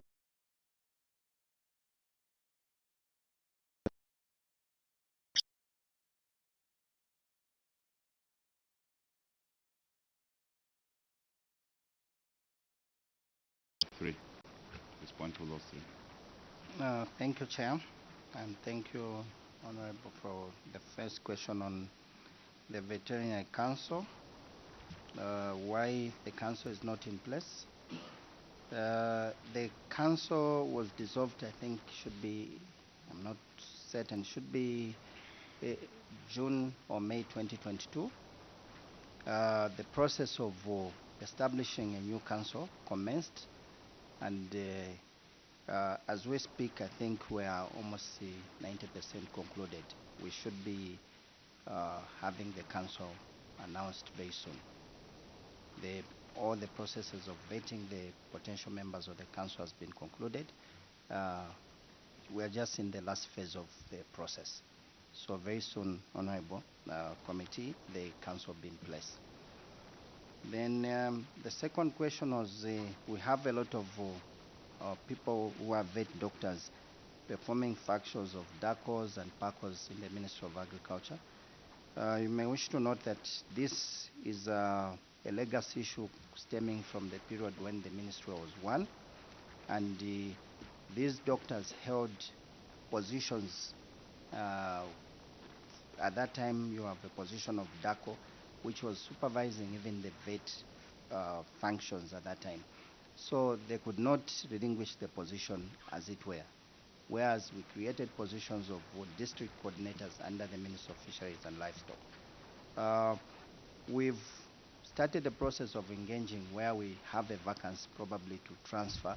We have equivalent positions under the Ministry of Fisheries and Livestock, which can make the movement of the person with a vet qualification easier. So the DACO is equivalent to the coordinator of Fisheries and Livestock. And the PACO also with the other in fisheries is something that we'll look into as we go back to see how best we can get those who have vet qualifications to boost our staffing levels at senior level. On the inability capacity to utilize, I will request the Director Veterinary to give a response to this, but I will respond to the question by Honorable Chitotela on the issue of staffing levels in low staffing levels. Yes, this is a very huge challenge. Last year, we did have Treasury Authority where we did employ a good number of extension staff.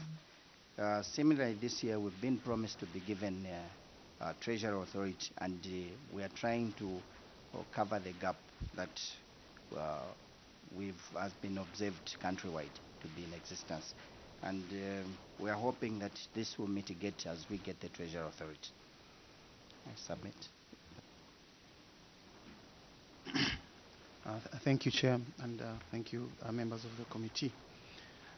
Indeed, we seemed to not be able to utilize the resources as one would say from the outside. When you look at the processes that are involved for you to put together a system that should respond adequately to livestock diseases. The funds for 2022, the way we had apportioned them, the majority of the funds were for procurement of vaccines so that we could build on the control that we had embarked on for FMD in the country. But the manufacturers of the vaccines were slow in releasing the batch of the vaccines that we procured. Therefore, we could not request for the funding to come when they had not even met the obligations for the initial vaccines that we had paid for. Therefore, it was very difficult for us to utilize the funds and complete utilizing them. However, we had also requested the change of utilization of resources, looking at the fact that, as you have seen, one of the major complaints that we have in the department is lack of transport for extension staff. We had requested to vary funds from other activities for procurement of vehicles and motorcycles for extension staff. The authority from the Ministry of Finance took a bit of time to come. It came on the 12th of December 2022. And by that time, to complete the processes of you to procure this transport, we've ran out of time, and so that's why some of these funds could not be utilized as they were released, and we had to lose these funds, and we have since requested for retention with the Ministry of Finance so that we could complete the procurement of this important aspects that we had begun. The other aspect was that we also wanted to procure laboratory equipment and reagents that are cardinal in our operations. But we could not finish the process as we were beaten by time during the year, as the bidders did not respond adequately to our what we were looking for within the country. Therefore, we were beaten by time for this as well, and we ended up losing a bit of resources. And we hope that this year, this will not be the case. Thank you, Chair. Thank you very much. Honorable Dr. Taulu, Chewe. Thank you so much, Chair, and thank you, witness, for elaborate presentation. My question is on the vaccines. You talked about on page 11 that high cost of vaccines that made our farmers to suffer when it comes to procurement procedures. I totally sympathize with you. But I would like to find out from you as a ministry, what measures are you putting in place to ensure that we can concentrate locally in the production of these vaccines? I'm asking this question, Chair. The money that this country is spending to procure these vaccines for managing certain diseases that keep on coming in this country can be helped by producing our own vaccines. And at the end of the day, we are going to do a good job to our farmers in terms of increasing the population of livestock, especially in rural areas. And in addition to that, it's going to create more jobs for our people, as we may be aware that there is issue of byproducts. So what measures are you putting in place? Because we have scientists in your ministry. Thank you. Thank you so much, Honorable. Yes, Honorable Simbao, then Honorable.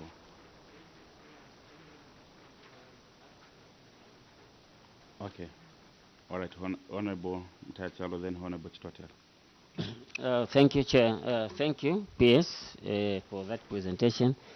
One of the witnesses who appeared before this committee informed this committee that there is a ban in terms of movement of livestock from Eastern Province. And the Eastern Province, we are told, is now the second in terms of population of cattle. Now, what measures your ministry taking to ensure that we eradicate that disease in Eastern Province, so that at least the people of Eastern Province will be able actually to secure lucrative market for their beef products? Thank you. Thank you. Honorable Chitoti. Just a rider on the acting PS's response. As you employ PS, and I know you are aware that the northern part of Zambia is disease-free zone. This is the difference to Luapola. The only diseases you suffer are management diseases like tick-borne diseases, which is easily controlled. Are you considering beefing up the number of staff in that region, bearing in mind that people there are learning on how to rear cattle?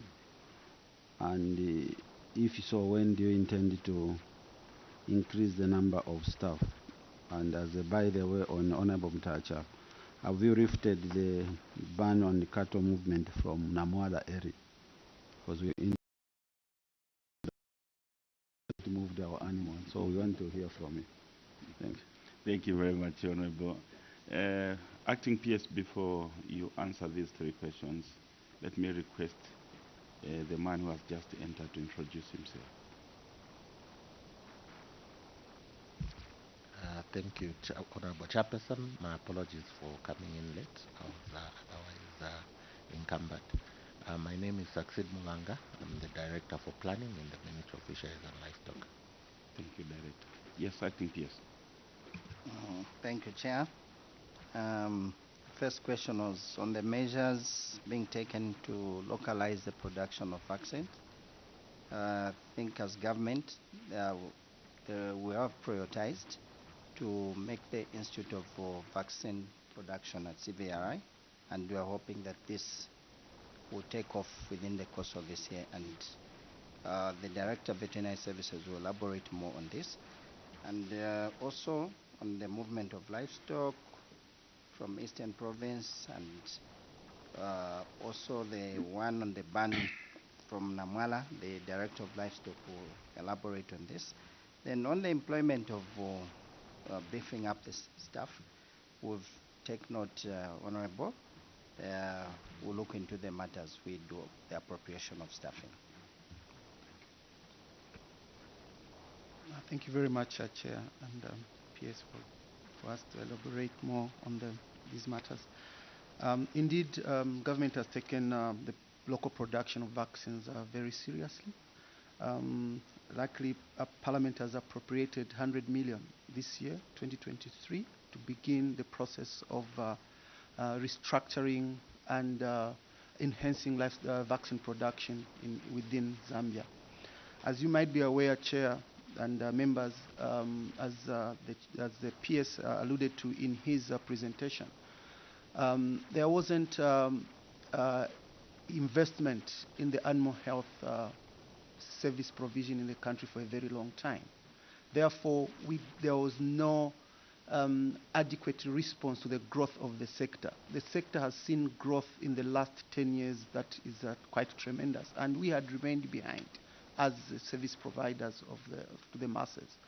Therefore, even if we had those ambitions without resources, we could not manage to respond to the growth that we are witnessing.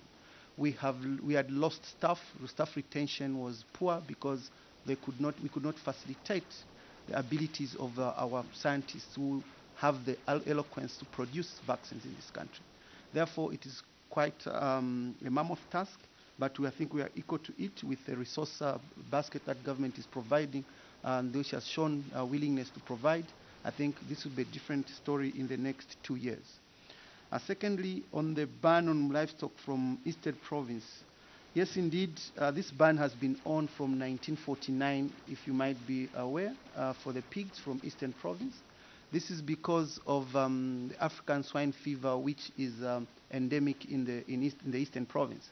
And I should point here, Chair, that it is very difficult for us to eradicate the disease from Eastern Province because we have the vector of the disease, which is a non-animal in terms of the tick that keeps the virus, which causes African swine fever.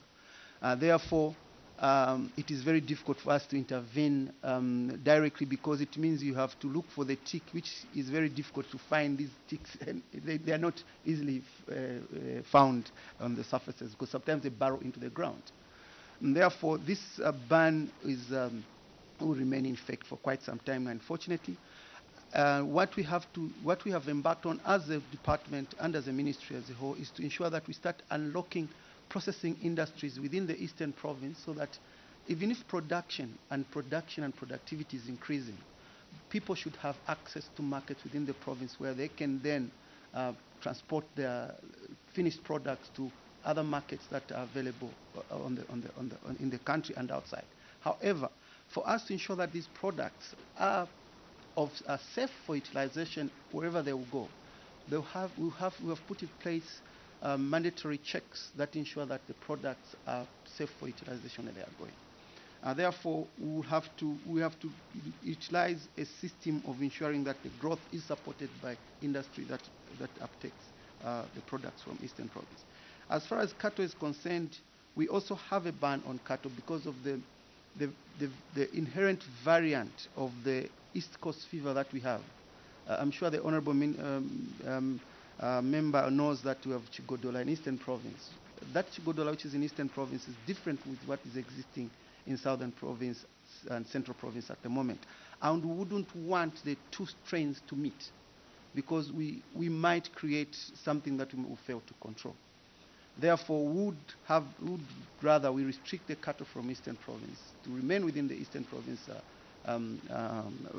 area and just promote the export of products from there. Thank you, Chair. Namwala, yes. Movement of animals from Namwala is allowed. The only basic thing that we need is to test the animals and ensure that they are not carrying any disease, and they move. And I should be very, I should say that here, as you are aware, Honorable, Luapula is a disease-free zone for us. Any animals that are going to go into Luapula province will have stringent tests and ensure that they do not have disease, because we would want to maintain the freedom in that area so that that is where we can now build on for our export markets, because it will be very easy to export from the Luapula region to anywhere in the world. Thank you, Chair. Thank you very much. Let me start with Honorable Mabonga, then Honorable Smush. Thank you very much, Chair. And my question is related to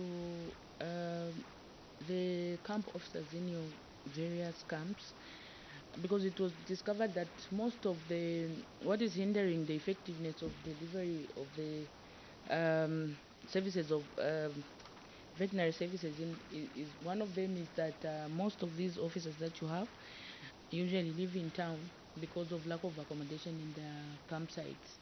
I wanted to know what is it that you are doing in terms of providing accommodation for the camp officers. Thank you, Chair. Thank you very much, Honorable Smush. Thank you, Chair. I think just ride on what the others have already brought up on the issue of movement of animals. Are you aware that there are some of your staff that are allowing these animals to move across boundaries? Then, since there are 3 questions, maybe I ask the last one. You want to ask? Okay. Yes, Honorable Mtachalo. Thank you. Acting PS, one of the witnesses told us that we have got this animal-human transmission of diseases associated to livestock, especially dairy, from dairy cows. What measures is your ministry putting in place, especially in these rural areas where this milk is not even certified, it's not tested? So what measures are you taking to prevent people drinking contaminated milk. Thank you. Thank you very much. Yes, Acting PS, you can respond to these three questions. Thank you, Chair. Yeah, three questions. The lack of accommodation in the camps that has made the camp officers to live in towns. We got a directive that the camp officers should all be moved into the communities. We do have some, in some areas, we do have some camp houses that were shared before the ministry split. In some cases they do share, but what we've done is to request our staff to go to the respective camps and to still highlight more on this. So is where some of the staff are allowing movement of animals where it's not supposed to be, and also on the disease transmission through dairy products. Director. Thank you, Chair, and thank you, PS. Indeed, this was a norm for camp officers to live in town before the directive was given.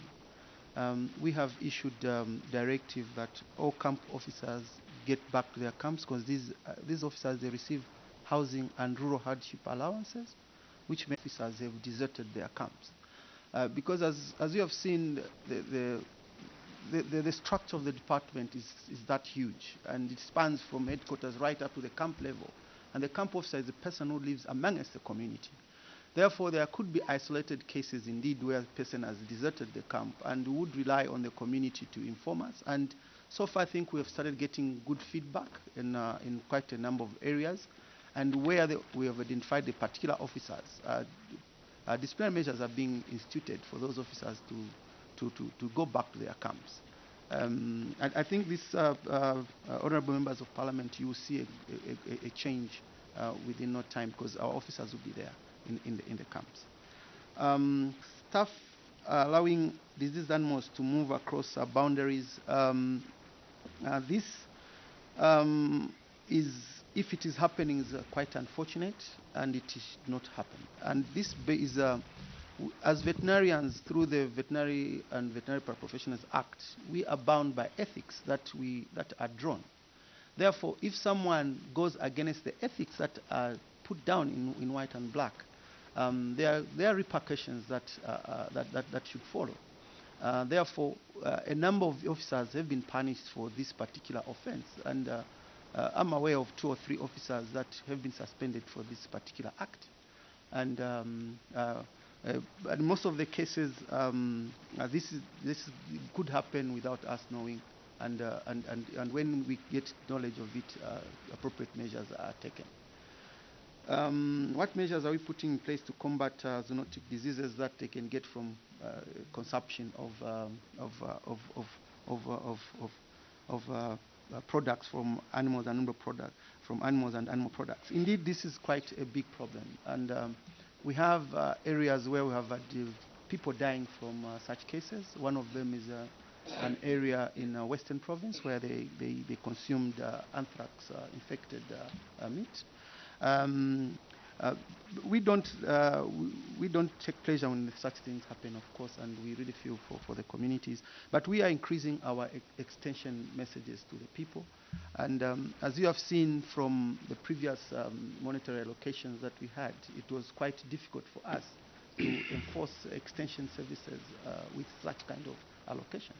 But with this change in the tide now, I'm sure you will see quite an improved situation of our extension officers reaching the people out there. Thank you. Thank you very much. Honorable Smush. Thank you, Chair. One of the measures that I've heard being proposed to try to control animal diseases or cattle is the reintroduction of the cordon line.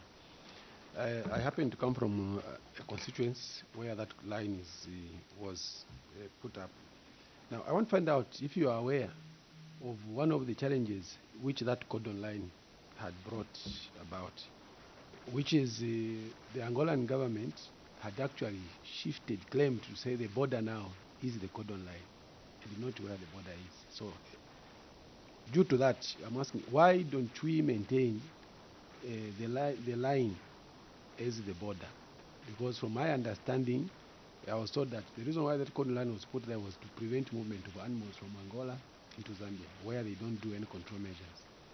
So why do we still want to put the cordon line where it currently is, when actually there is that big problem which resulted? I don't know if maybe the chair can be allowed to ask the other questions. Yes, you can. Okay. So the next question I wanted to find out is, some of the members, witnesses that came here to submit, had mentioned that actually, whereas in crops or agriculture, we talk about camp extension to the farmer ratio. With that, it's about the extension worker to the number of animals. That's what we are told. So now there was an issue of, why do we have a blanket issue where staffing levels are equal, even funding, without regarding the number of animals that are in a particular district? So is there something that we can do about that, so that where the number is too high, maybe you can have more staff and maybe even funding increased? The third one is, given the measures that are being put in place to try and address the animal disease problem in this country, do we have a target period when will be able to see ourselves as a country beginning to turn around the situation in as far as the livestock sector is concerned, especially with cattle, so that we're able to now penetrate the international market? Thank you. Thank you very much. Acting PS. Thank you, Chair. I think I didn't quite get the last question.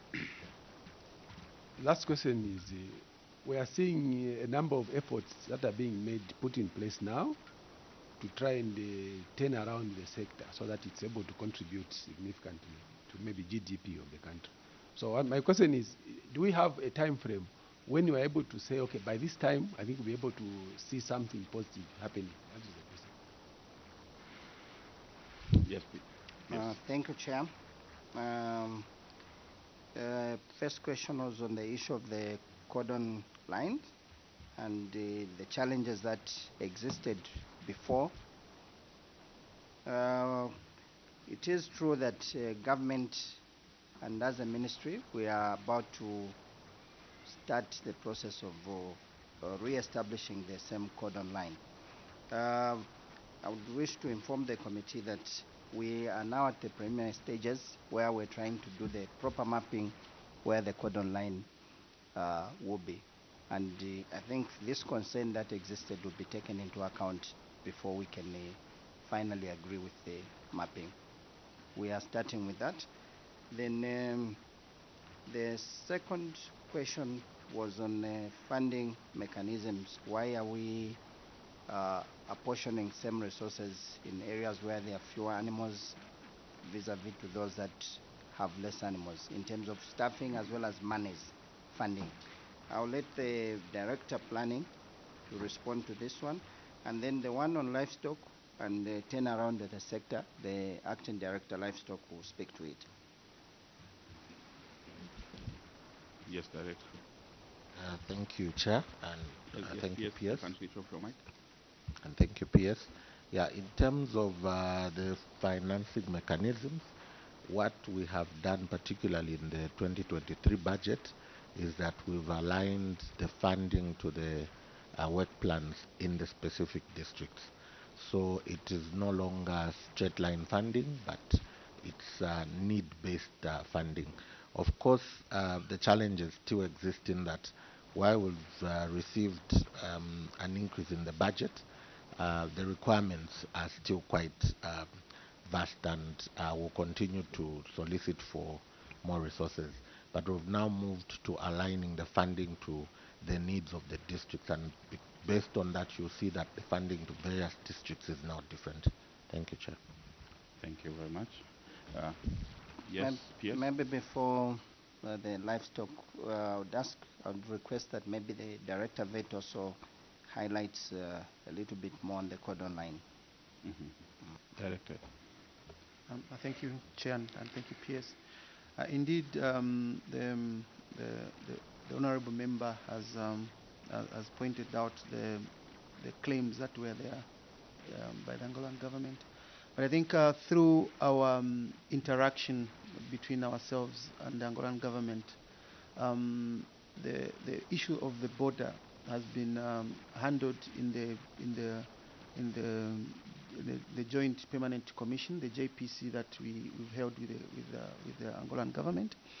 Now, the idea of the cordon line is that you have to have an area within the country where if there was anything that happens from your neighboring country, you can quickly intervene and contain the situation within your country.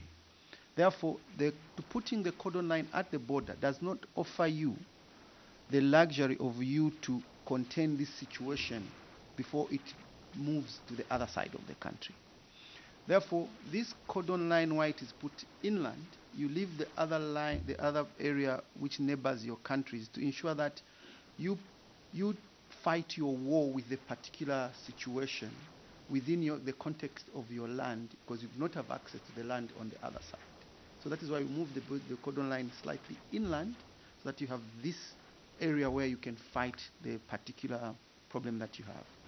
And indeed, this helps very much, because the moment you fight it before it crosses the cordon line, it means that you have control of the particular situation in that what we usually call the buffer zone, which we create between the country and the neighboring country and the cordon line. Thank you so much. Yeah, Honorable Chitotela, then Honorable Taul. Oh, it's okay? Yes, Honorable Taul. Thank you so much. I'm happy that I'm sure I'm the last one asking questions. Just on your way forward, the last bullet. PS, in my view, maybe you would have even added research, empowerment, development, and communication. I would like to find out from you on the issue of empowerment. We talked about the issue of loans, yes. Now, in our villages, there are these villages which are coming to extinct due to this outbreak of disease. And I think it is your ministry who is supposed to help our society to see to it that we eradicate these diseases that are sweeping out our village chickens. Nowadays, village chickens have become so expensive and almost scarce. And in the next 5-10 years, we will start even importing village chickens that we can manage at our homes. Now, my question is, what measures, again, are you putting in place to ensure that, one, as the ministry, you promote the upkeeping of these village chickens, so that our poor boys and girls, especially in rural areas, they can able to raise something out of this?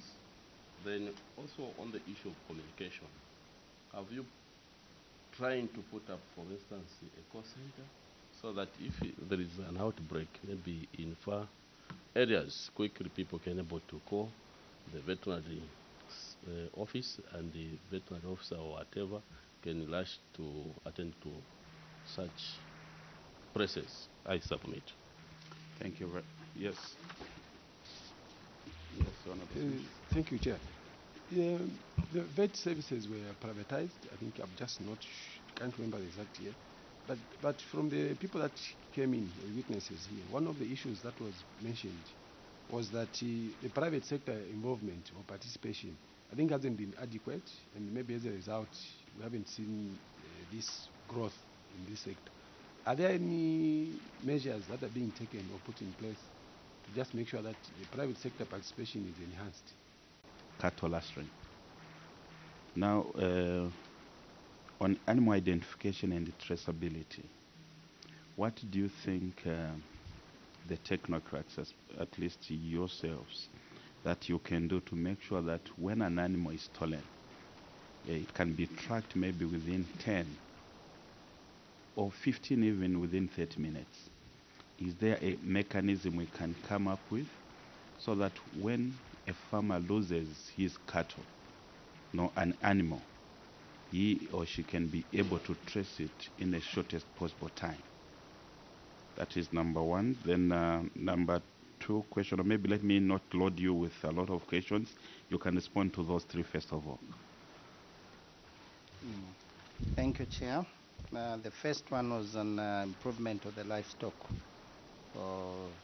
promoting upkeep of livestock like chickens, and that's the stocking and restocking. Then the second one was communication in terms of real-time disease communication with our extension staff. Do we have a mechanism through which communication can be given? And the third, I think, is the private sector involvement in enhancing the private sector involvement in provision of veterinary services. Then I think the fourth question is animal identification and traceability. What needs to be done for tracking within a short period of time? So the first question will be responded to by the Director for Livestock Development. Then on communication and the private sector in vet and traceability will be answered by Director Vet Services. Yes, Director. Thank you, Chair. Thank you, members of honorable members of Parliament. On what measures we are doing, excuse me, on pushing up our speed on turning around this sector. I would like to also mention that I think we have seen also a lot of progress through the programs that we have already started implementing in the past say maybe 4 years or so. Just to make some indicative parameters, we had a livestock survey last year, 2022, which already shows that we've recorded increments in the animal population. In cattle, the population has increased by 21% from about 3.8 million to 4.7. General goats also have increased by 20%, pigs, and remarkably also in sheep, which were low numbers. This is coming from efforts that the government is making through this ministry. The PS has mentioned the restocking and stocking programs, which actually has gone down to community level to empower the women and the youths in allowing them or teaching them, improving their skills in involving themselves into rearing of these animals, not only for food security, but also to make money and create wealth. And also we are contributing to creation of employment because of these sectors. What I can say about raising the level at which we are going is I think we are focusing also on commercialization of the sector by encouraging more private sector involvement in our programs and also encouraging technologies that would contribute to value addition to our products, milk and meat from different animals. And the other measure that is related to human resource is I also like to take this opportunity to also add on to what Veterinary Services Director said on staff. I think the DVS Veterinary Department is not alone. We work as a team, we supplement because we have also extension officers.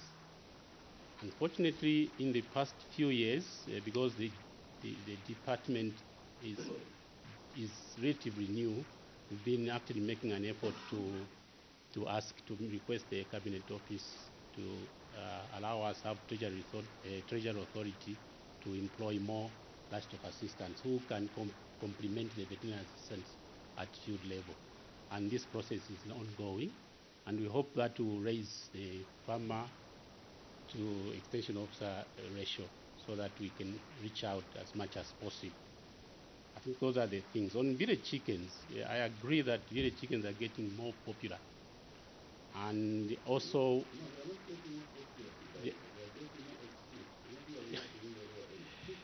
Ye-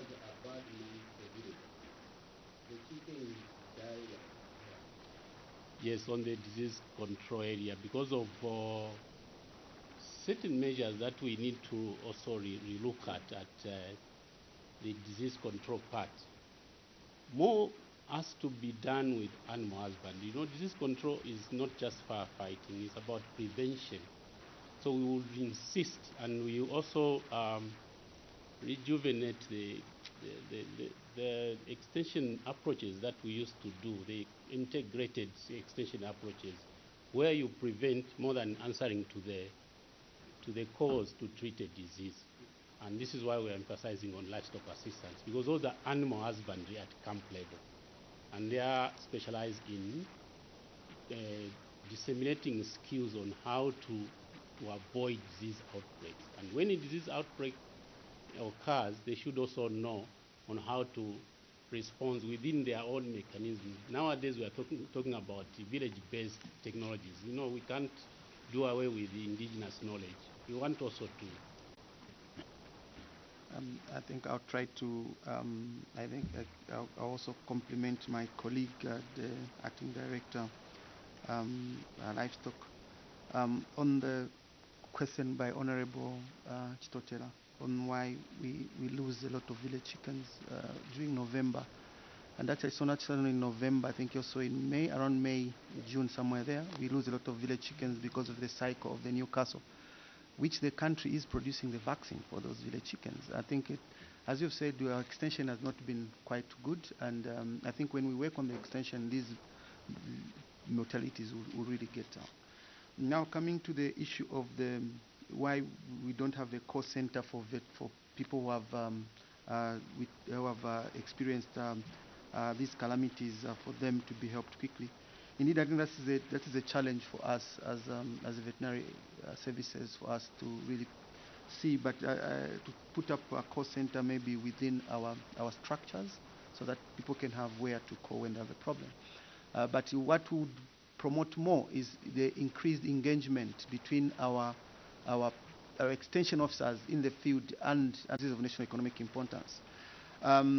What we have seen is that there's been growth of the private sector along the line of rail, and within the line of rail, even there, in the hinterland, we don't have private veterinarians, and this is basically an economic issue where if we maybe the farmer at that level would not manage to pay for the services of a veterinarian, and that has hindered veterinarians establishing themselves within the communities in the rural areas. However, as a government, we do offer, we do promote the participation of the private sector in offering services. I would give an example. During at the height of the FMD outbreak, the private sector that managed to convince the communities to go and vaccinate their animals with the vaccines bought by the private sector, they went in and vaccinated and charged the farmers for their own income. So really, we do encourage the private sector participation, and we'll see a government burden lightened if this is happening at that level. The animal identification and traceability issue, I think this initially was the law itself. The law itself did not permit the usage of technologies that can easily and quickly identify animals that have been lost. So we'll have to start with the law first. Amend the law, change the law to respond to the modern dispensation of tracing animals, identifying and tracing animals. We have worked in the background as a department, and we have developed a system that is awaiting the law to be passed by Parliament to amend the current animal identification law, and we have made this now an animal identification and traceability law, which will even trace the products from which animals they are coming from. And this with time will compel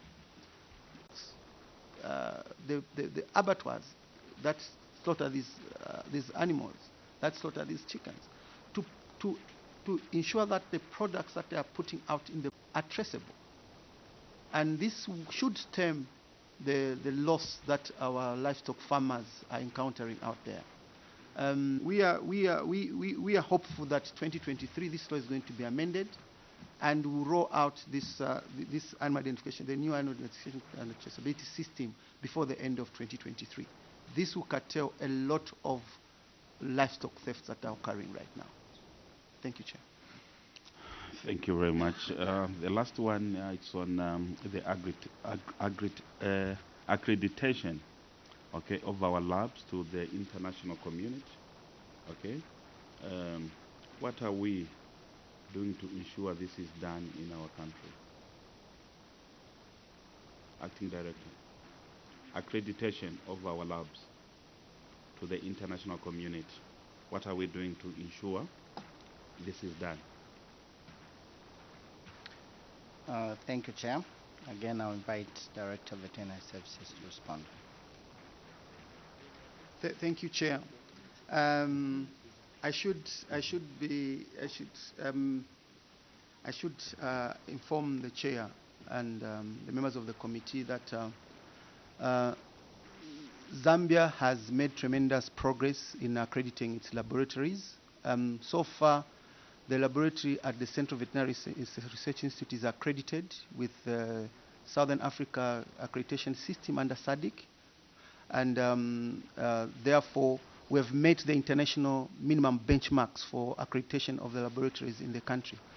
And this year we are actually increasing the scope of accreditation from where we were to another level, and this is being done deliberately to ensure that our responses, our turnaround times, and our results are comparable to anywhere in the world.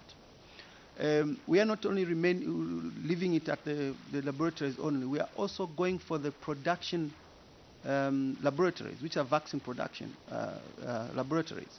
We are also accrediting them to the international standards to ensure that what they churn out there, as we roll out the increased production of vaccine and vaccine products, they are within the international standards. Therefore, in 2023, we are registering all medicinal vaccinal products that are being produced at CVRI. Start with the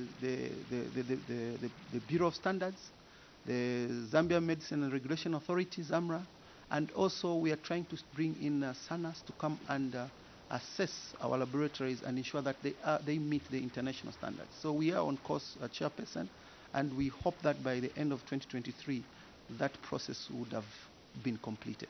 Thank you, Chair. Thank you. The last one, it's on the issue of Bamora at the lab there.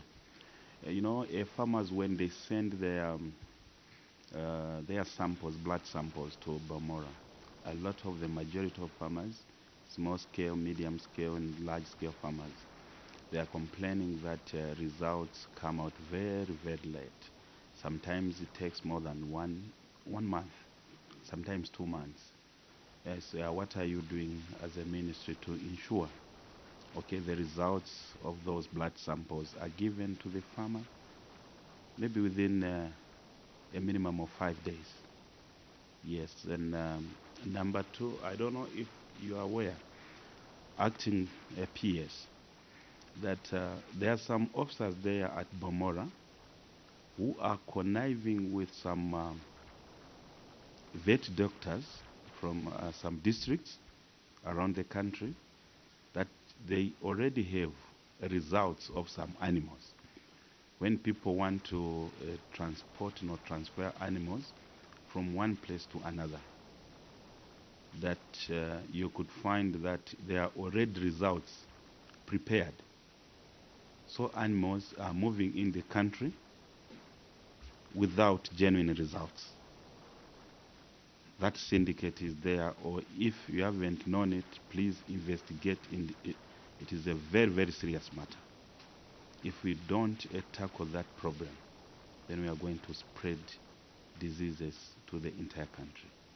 What are you doing about that situation? Maybe you have also gotten wind of it, but we are still also investigating. so that we help one another. Yes, Honorable Ronald Chitotel. Thank you, Chair. The simple third one. And I hope it is the last one. Yeah, it is. Because Honorable Chair said he's asking the last question. No, that is the last one. It has been going round after last question. That is the last one, yes, Honorable Chitotel. In an event, PS through, or the director through PS, that someone has submitted the samples for testing of for maybe 20 animals. Then you find that 18 samples, 2 are positive, and then you are told you can't move because of the 2, and then you keep the 18 plus 2 together, which has a possibility of spreading to the other 18. Why can't you recommend that maybe you separate the 2 and allow the 18 to move? Yes, Doc. Thank you, Chair. Blood samples at Balmora. Indeed, this was an unfortunate situation that was existing for some time, and I should hastily say that the main cause of these delays previously were lack of reagents. We had a big problem with reagents, but this has really changed now. And I think we have really stuck to our turnaround time for samples, which is 5 working days. I really need to insist on the word working days, because sometimes clients do bring samples on Friday and they'll count Saturday and Sunday to be working days, which is an unfortunate situation. But it's 5 working days. The results should be out.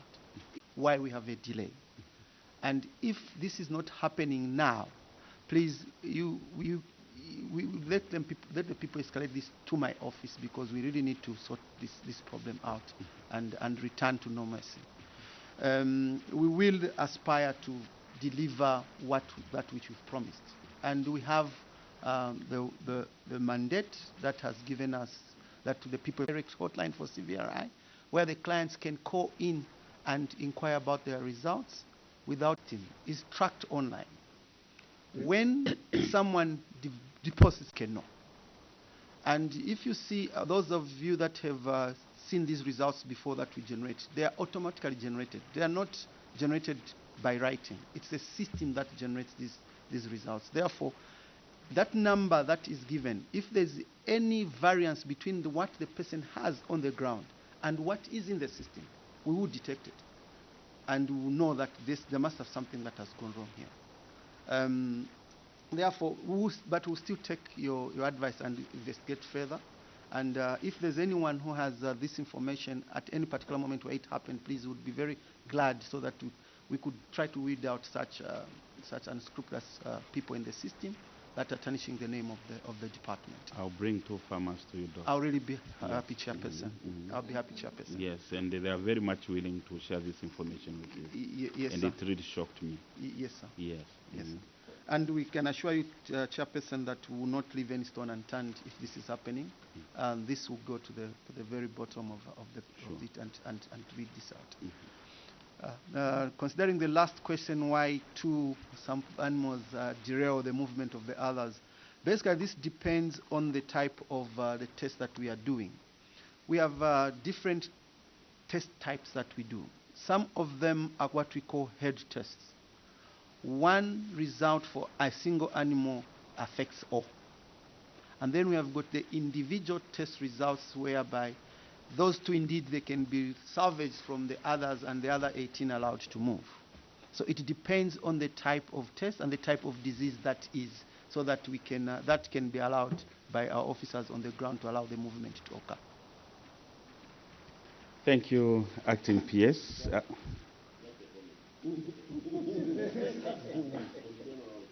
Okay. Doc, thank you so much. I've worked in the laboratory for so many years and I understand those issues of lack of reagents. But I would like to request your ministry that when you talk of reagents, apparatus that should be used in the laboratory shouldn't be an excuse, because we need to integrate so that we can continue creating more jobs for our people. When a farmer sends the samples, shouldn't reach that 5 working days. For me, it's not possible. What is possible, at least 48 hours. all what we need to do is to make sure that we equip the institution with what they really need for them to work through and through, so that we can able to save our farmers. Thank you so much, Chair. Thank you very much, Doc. Maybe, Doc, any reaction? Yes, to the comment. We've taken note, and I've just said the maximum is 5 working days. It's just the end point. Yeah, it could be done within 48 hours. Thank you very much. Thank you. Acting PS and your team, we want to thank you very much for this very, very positive interactive. This is very good, and as we are coming now to the tail end of our program, we would like to withdraw the immunity which we gave you when you entered this room. Otherwise, we want to thank you, and next time, please, when you are requested to come and appear before any committees, come free and with a free mind.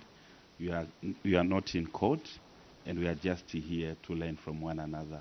This is very important, and have a blessed afternoon. Thank you very much. Thank you so much, Chair, for inviting us. But away from this, before you leave,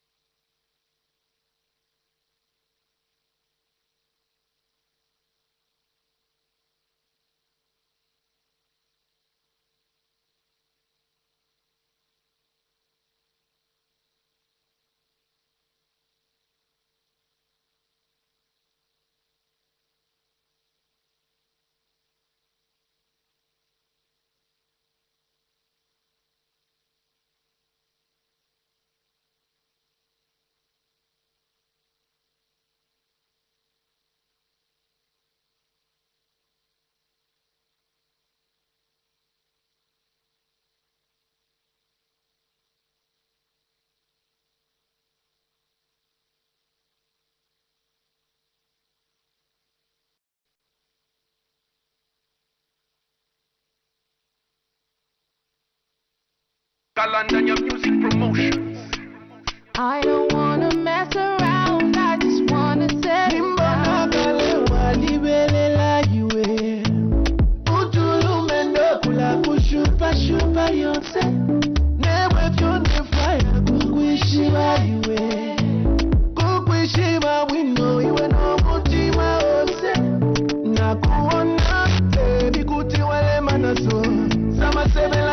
Baby, all you want is to settle down.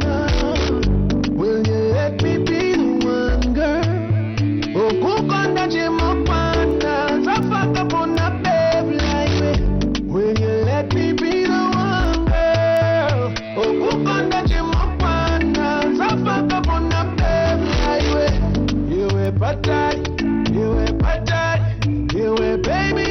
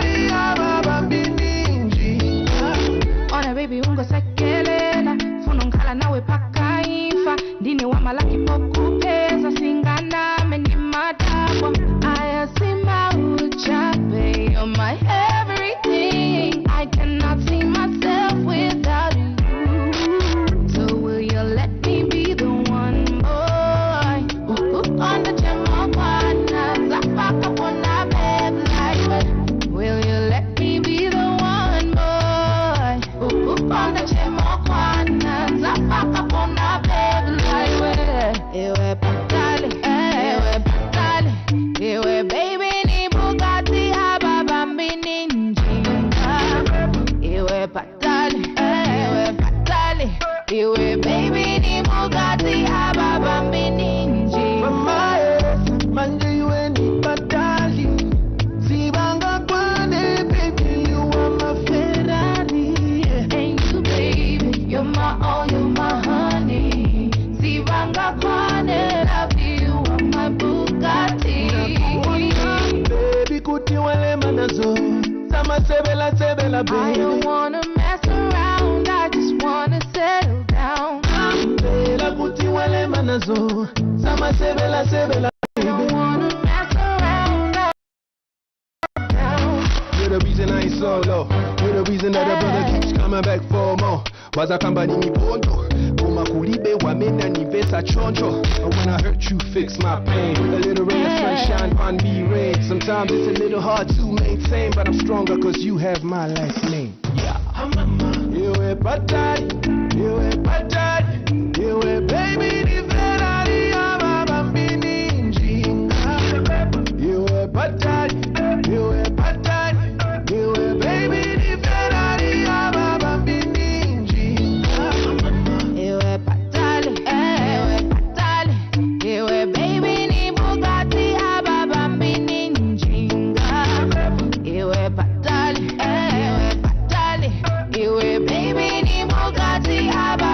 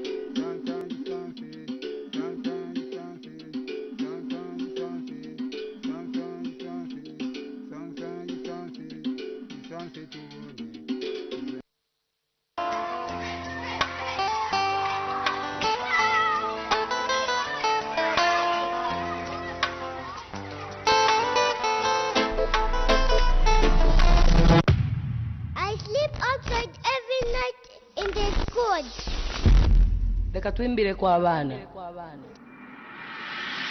Them a sleeping in the cold every night. No clothes, them a have no melody. Them a sleeping in the cold all night. No clothes, them a have no food to eat. Them a homeless, got no education. Them need your love and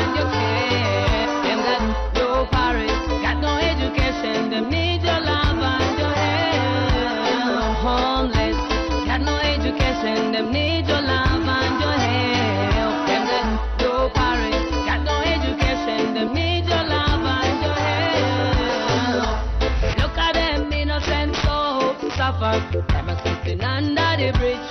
I see them every day begging in the city. Them I pray to Jaja every night. Who's gonna give them food to eat?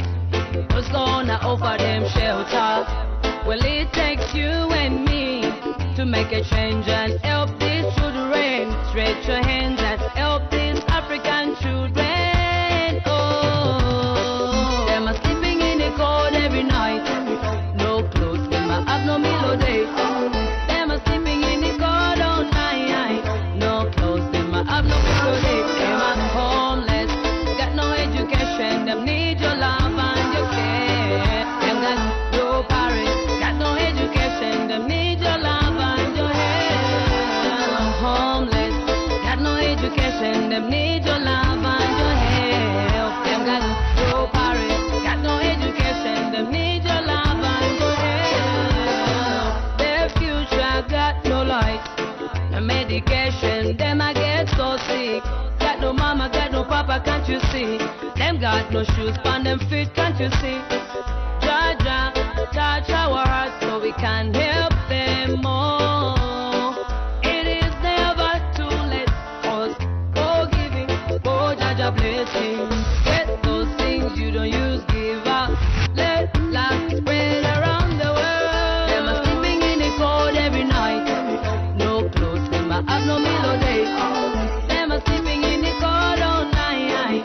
No clothes, them are have no food all day. Them are homeless, got no education. Them need your love and your care. Them got no parents, got no education. Them need your love and your help. Homeless, got no education. Them need your love and your help. Them got no parents, got no education. Them need your love and your help. We see them every day begging in the city. And where's the love that we promise in our hearts? We see them every night sleeping under the bridge. Spread the love, yo, oh, oh. We see them every day begging in the city. And where's the love that we promise in our hearts? Let love spread around the world. Stretch your hands and reach and pull children, children, children, children. I need your love and I need your love. Homeless. Them are sleeping in the cold every night. No clothes, them are have no meal all day. Them are sleeping in the cold all night. No clothes, them are have no food all day. Them are homeless, got no education. Them need your love and your care. Them got no parents, got no education. Them need your love and your help. Homeless, got no education. Them need your love and your help. Them got no parents, got no education. Them need your love and your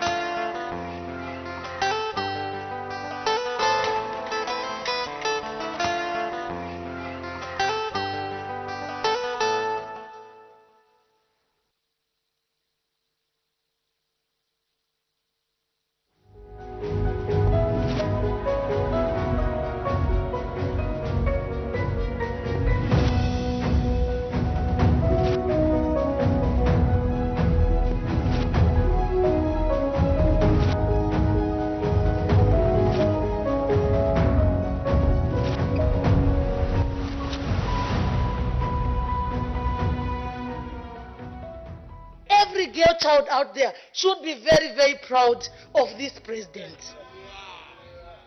This is what we talk about when we say we want a vision. Ms. Sibeso Sefulo is a Mwandi Member of Parliament in Western Province under the United Party for National Development UPND, a seat once held by her late father, Mr. Sefulo Kakoma. Ms. Sefulo is the Vice Chair of the Committee on National Economy, Trade and Labour Matters. She also sits on the Committee on Privileges and Absences. She is very jovial and outspoken and eager to change the lives of the people of Mwandi constituency. I'm Sibeso Sefulo Kakoma.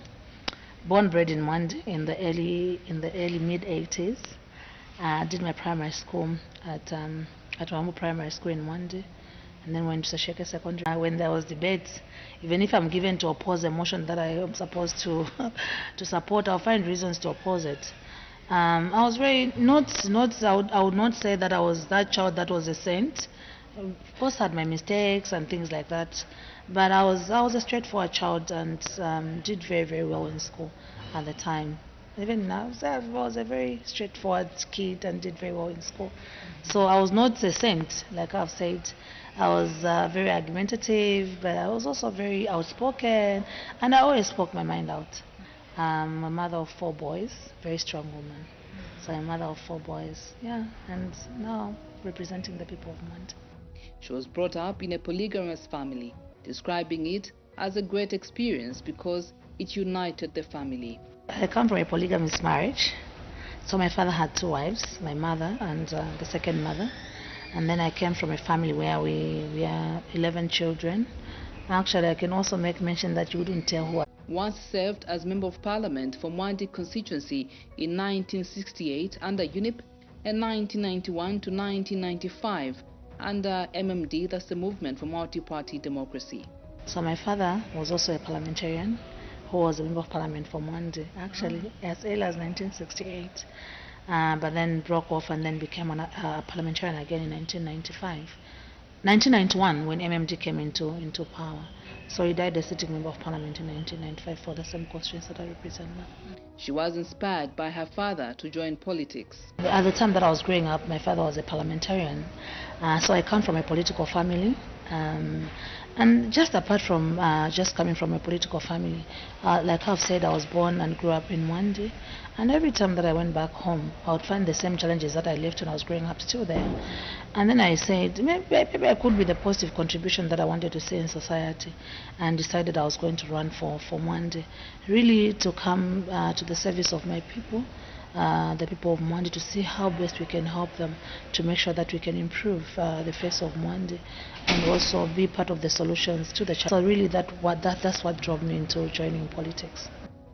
Ms. Sefulo now talks about her adoption leading to the 2021 general elections, describing the process as not easy. Adoption process is the same for a woman and a man. So the adoption process, I should make mention, it was a very, very tough process. It wasn't just difficult for women, it was also difficult for men, I should say. But particularly, if you realize women tend to shun the political ground for obvious reasons of what goes on there. We were in the UPND alone, the 7 of us that were vying for Member of Parliament. Were you the only woman? No, I wasn't the only woman. We had 3 women that were also vying for Mwande constituency as women in the UPND. So it was 3 women and 4 men, including the incumbent, the one that was there prior and was also from the UPND. So I should say it was not an easy task, but when you want something, you need to be able to grab the bull by the horns, and we did exactly that. And you won. How was the feeling? I mean, it was very, very fulfilling, should I say. I was extremely happy, but at the same time, I was filled with this huge responsibility because I was coming from a small family. Now I was adopting a family of Mwande constituency, because now I'm no longer just a mother to my kids, the ones that I have. I'm now a mother to the whole constituency, which meant that now I had this huge responsibility on my shoulders. So it was, yes, there was that sense of fulfillment, but there was also a sense of the huge responsibility that was going to come on my shoulders. And also coming from a rural constituency, that I understood that there were a lot of challenges that needed to be sorted out. And then in a long space, we didn't have a woman represent Mwande. So when they saw a woman coming on board, it was for them it's for them to, I mean, what their expectations are is that everything is going to be solved in 1, 2, 3 months. So it was a sense of huge responsibility. At the same time, we're very, very happy, and also that I came at the time that UPND formed government. I was extremely ecstatic. She now shares her experience being a female Member of Parliament. I should say, Claudette, it's not very easy, frankly speaking, to be a female parliamentarian, because most of the times people think that for you to make it as a woman, there should be something that you've done to have that adoption. There's a lot of talk that goes on, I mean, behind the curtains. People say all the nastiest things that you can think about women in politics. They will say all sort of things. But that aside, there's a lot of fulfillment that comes with it as well. And also a lot of encouragement to the women out there to say that this is a space that they can possibly occupy. And also to be the role model to the children that are growing up in that constituency. Like for example in Mwanza, just to be that ladder, or to show them the way that they can actually also make it as female politicians. So my experience really, it has been a mixture of both fulfillment, but also a lot of things that go on when you're a female politicians. The talk, but those are things that we're able to ignore and make sure that we work for the people. And I should make mention that women out there should be able to come. We are hoping that when 2026 comes, we should be able to see a lot of female politicians come on board. Asked about how she manages to strike a balance between family and parliamentary duties, she says a woman is multitasked, hence she manages well. I think I should say that I think in creating God, there is another sense that was added in a woman that has not been made mention of. You just have that, you know, as a mother. I'll give you an example. You can be seated here with your husband, your child cries. Even if you don't hear a cry of your child, there's that intuition that you're going to have as a mother, that right now my child is crying, right? And when you go there, for sure, you find that your child is crying. So even in balancing, you know, a woman is a multitasker. Even when you go into employment or in organizations, you find that maybe a man can work on one task at a time, but a woman is able to do 3 or 4 tasks simultaneously. They'll have the child on their back, they will be cooking, they will be washing, they will be cleaning the house at the same time. So it's coming from that background where there's a certain sense that has been given to a woman by God just to be able to multitask. So from the gift that God has given to us as a woman, it also works in the same arena where I'm a mother of 4 boys, I'm a parliamentarian, and apart from that, there's actually another business that we run on the side. But God has given us that skill, and we take advantage of it to make sure that we're able to balance what life brings to us. So I'm able to manage being a mother, I'm able to manage being a parliamentarian, and also to run my side hustles. I should say that it's not easy, but I mean, God has been gracious. That's why I'm saying that there's a sense that God has given to women that has not been made mention out there, but it helps you to, as a woman, you can multitask. You agree with me? Regardless of whether you are in the village, a woman is a multitasker. She gets a lot of support from her family and the people of Mwandi, a gesture she appreciates. First of all, my family, my immediate family, my husband, my kids. But then, like I said, I came from a family of 11. Unfortunately, we lost 6 brothers. I still have brothers and my 2 sisters. So that has been my support system. My sisters and my brothers have really been there for me. Even at the time that I was going into Mwandi, literally they abandoned everything that they were doing just to make sure that they gave me that support. So it's from the communities, from my close family. It's also from workmates that we have here, the ones that have taken on this mantle before us. We're able to sit down with them and get counsel. How did you manage this?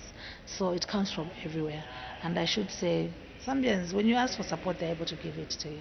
So Mwandi, my family, my immediate family, my older brothers, other parliamentarians that came before us, they give us the support. Mr. Fulo loves to take care of her family during her spare time. So I enjoy being a mother, making sure that my kids and my husband are taken care of. Clean. I love to make sure that I clean my bedroom. That's one task that I still take up to now. I'm the only one who takes care of my bedroom, take care of my children and my husband. But I also love to watch documentaries and a lot of news, BBC and CNN. So my kids know that when mom is home, she'll be able to catch up on some BBC, some CNN, and some here and there crime and investigation. I also watch a bit of crime and investigation. Yeah. So that's what I love to do. A bit of reading, listening to music and things like that. I grew up in a choir, so I sang in a choir growing up, so I still enjoy some music from church. You stopped singing now completely? Yeah, it's hard for me to, going to choir rehearsals is also a task on its own right now. I mean, I stopped some time back, way back before college, just when I got into to be. I mean, when I started working, it was difficult for me to balance being a mother and also managing work. So that one we couldn't. But I sing in the church, just as a congregation. We still do that. So. Which church is that? UCZ. So I go to St. Mark's congregation in Chilenji. She now has a word of advice to women who want to be strong. We should never ever underestimate the power that we've been given by God to women. I mean, we are the ones that deliver. We are the ones that are able to bring life to this world. And even on the political scene, there's so much that a woman can contribute to. So that those women out there, they should not be skeptical coming on the political scene. There's so much positivity that we as women bring to the world at large.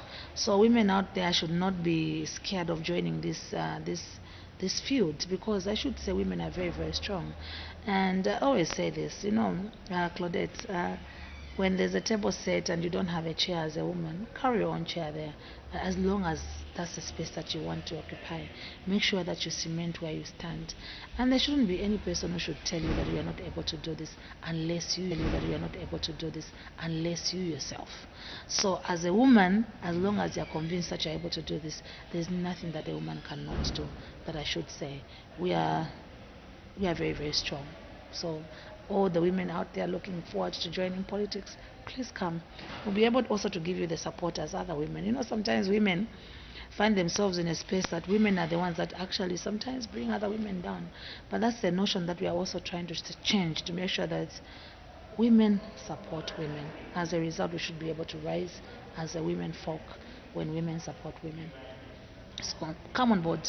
We are ready to give you the support. Ms. Sibeso Sefulo believes women are strong and can contribute immensely to the development of the country.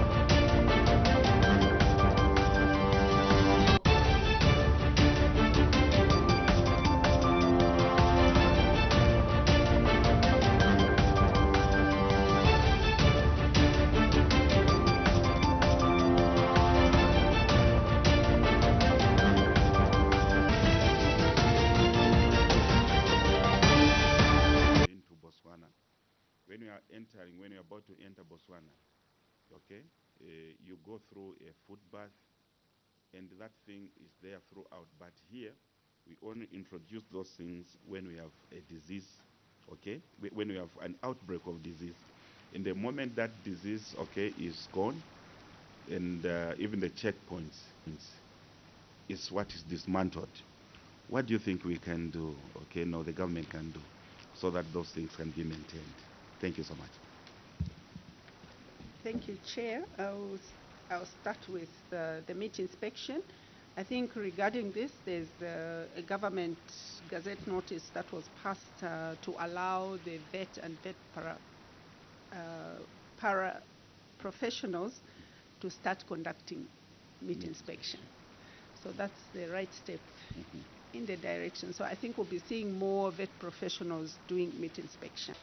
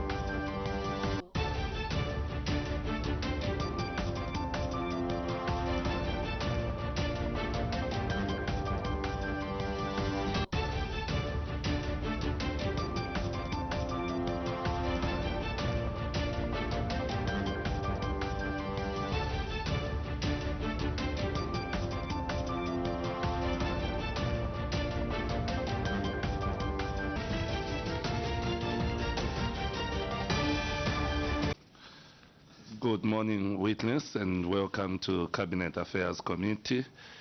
We will the Member of Parliament for Mandef constituency.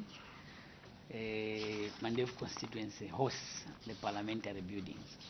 So I'm technically the landlord. Thank you so much.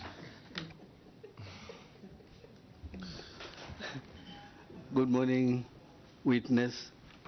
My name's Elias Makasamsonda, Member of Parliament for Chimbamironga constituency in Northern Province, the home of Cassava Bay and the Nsumbu National Park. Thank you. Morning, Chair. Morning, witness. My name is Mulunda Darius, Member of Parliament for Siavonga constituency in Southern Province.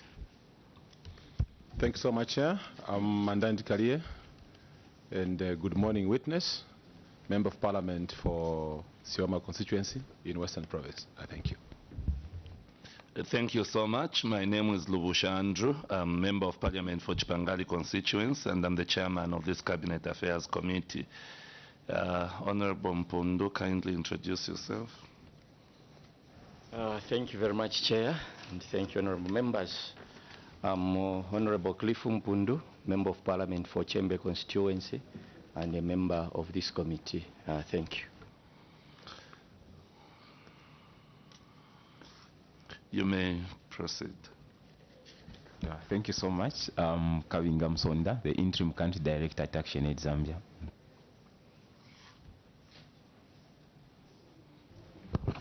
Good morning, honorable members. My name is Geoffrey Sizala, acting head of programs and fundraising. Good morning, honorable members. My name is Hachangu Hagalima. I'm a monitoring and evaluation coordinator for ActionAid. Thank you. Good morning, honorable members. My names are Brighton Ilukena. I'm the monitoring, evaluation and learning specialist for ActionAid. Good morning, honorable. My name is Emmanuel Ngoma. I'm the project officer for the Fisheries. Good morning, everyone. My name is Rebecca Mwambazi. I'm the climate justice officer at ActionAid. Thank you. Thank you so much. Once more, you are welcome to Cabinet Committee. At this juncture, allow me to give you immunity so that you can enjoy the same immunity that honorable members enjoy. Committee is sitting. It is sitting as a miniature parliament. Because of this, when you appear before a committee, the same immunities that are enjoyed by honorable members of parliament are extended against you in any court of law or anywhere else.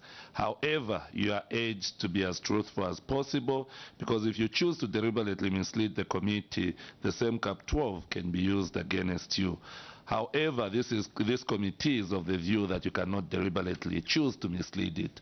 Therefore, we urge you to feel free as you make your submission. You may kindly proceed. Thank you so much, Chair, and thank you so much, honorable members of Parliament. As ActionAid, we are delighted to be here. We value this invitation. Just to mention that our submission will cover the topic on the sufficiency of the national M&D policy in terms of its implementation.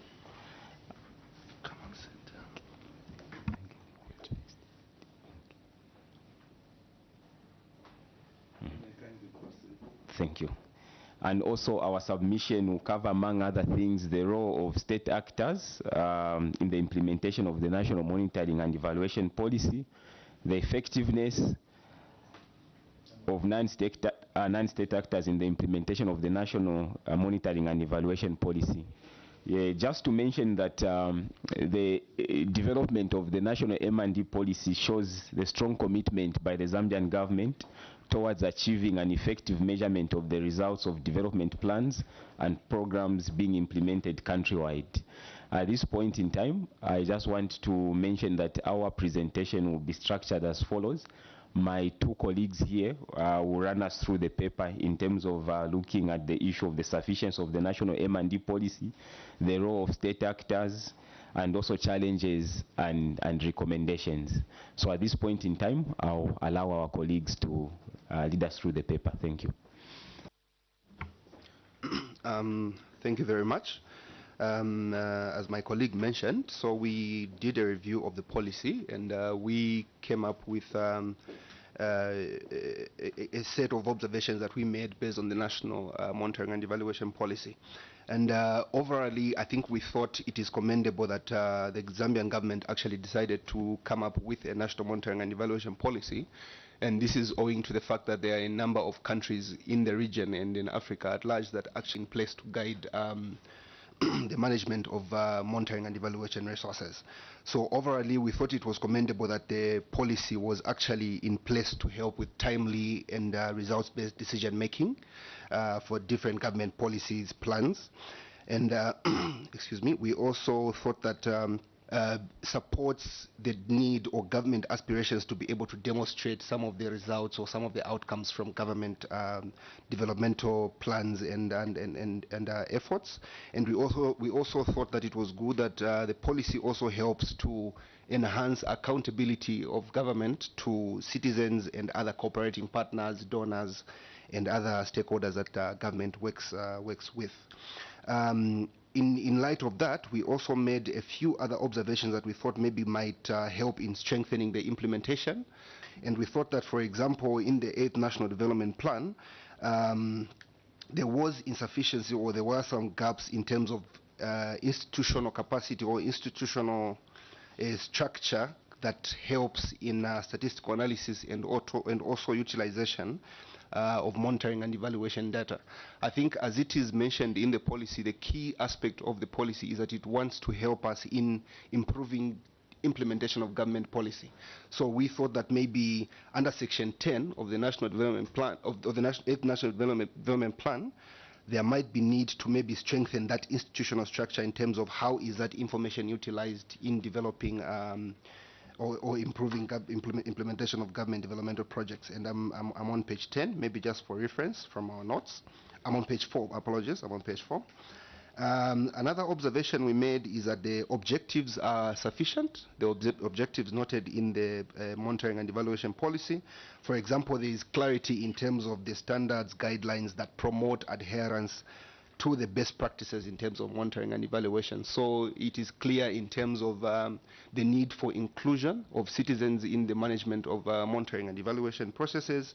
There is clarity in terms of ensuring value for money, and accountability in the detail in terms of the various pieces of the monitoring and evaluation process. So for example, the 8th National Development Plan, under subsection 10.4 speaks of a data catalog, but we thought that the data catalog does not really give detail in terms of the data collection tools, in terms of quality control approaches, data analysis, and maybe giving the detail in terms of utilization, as I earlier mentioned. So we thought maybe that could also be strengthened.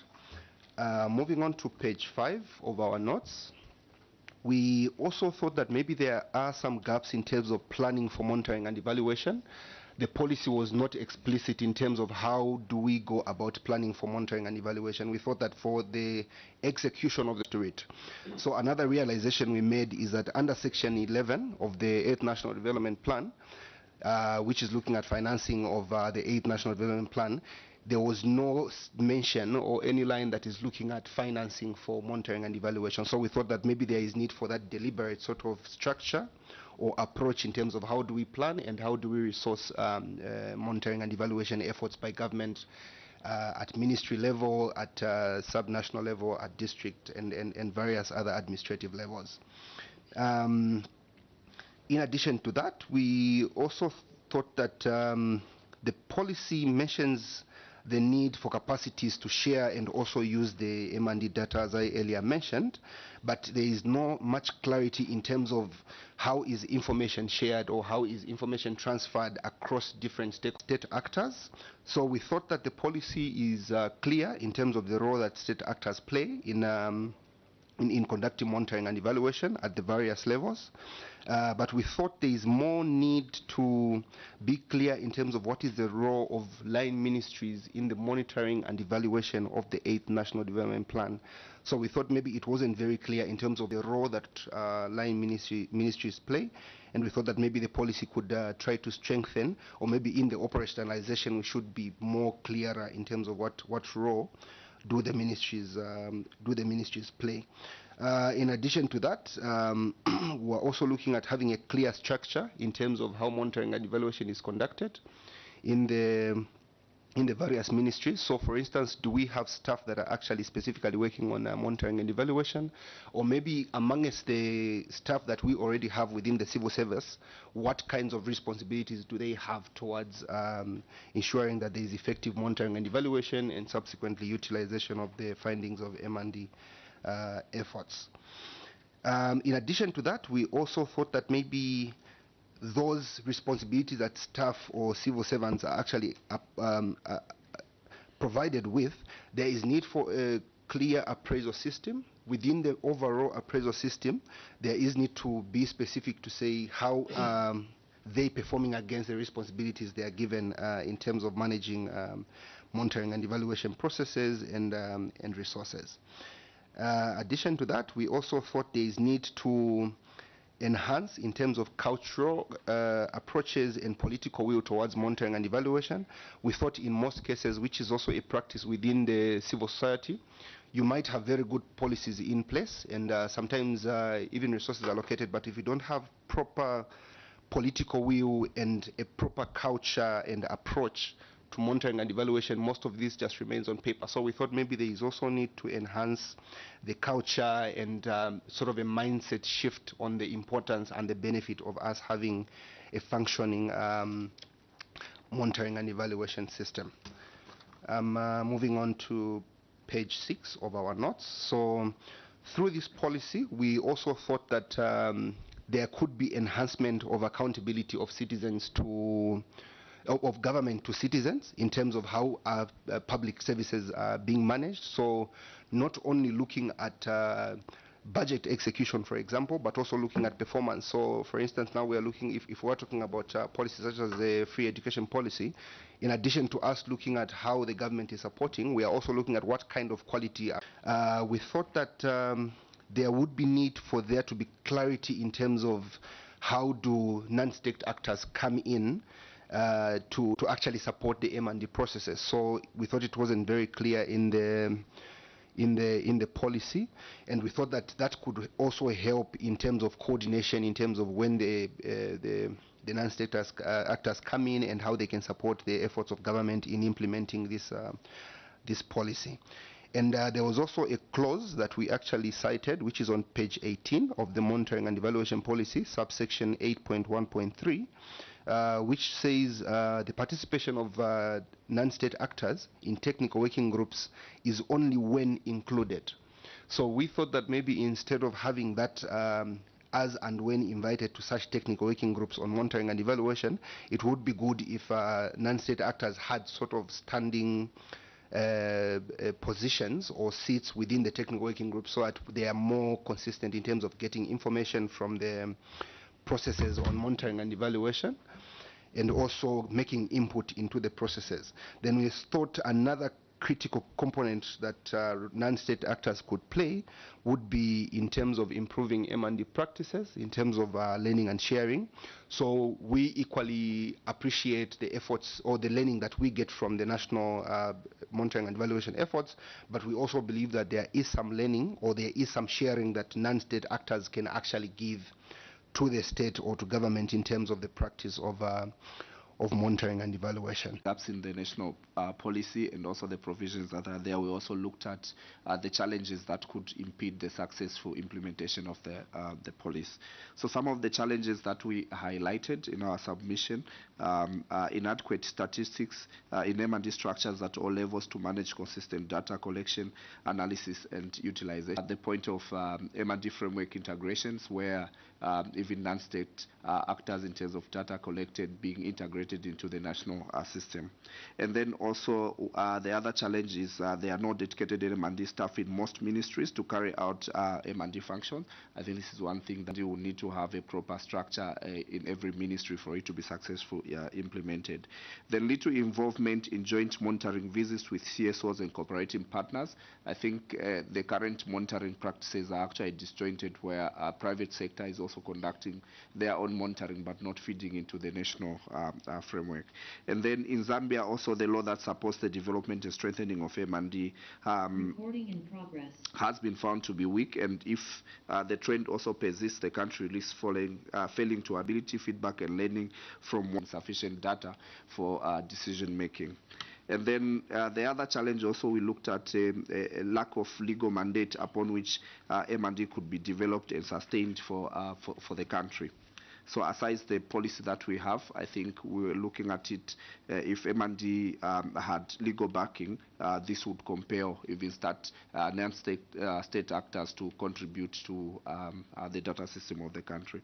As earlier mentioned by my colleague already, financing also in the 8th National Development Plan has not mentioned in terms of M&D budget, and also the policy has not been made public, so it's difficult to actually access the policy, and even non-state actors as we're developing our M&D systems is a little bit challenging to align our systems with the national policy. So we did try to check on the Ministry of Planning website to look the line ministries are all aligned to the national framework.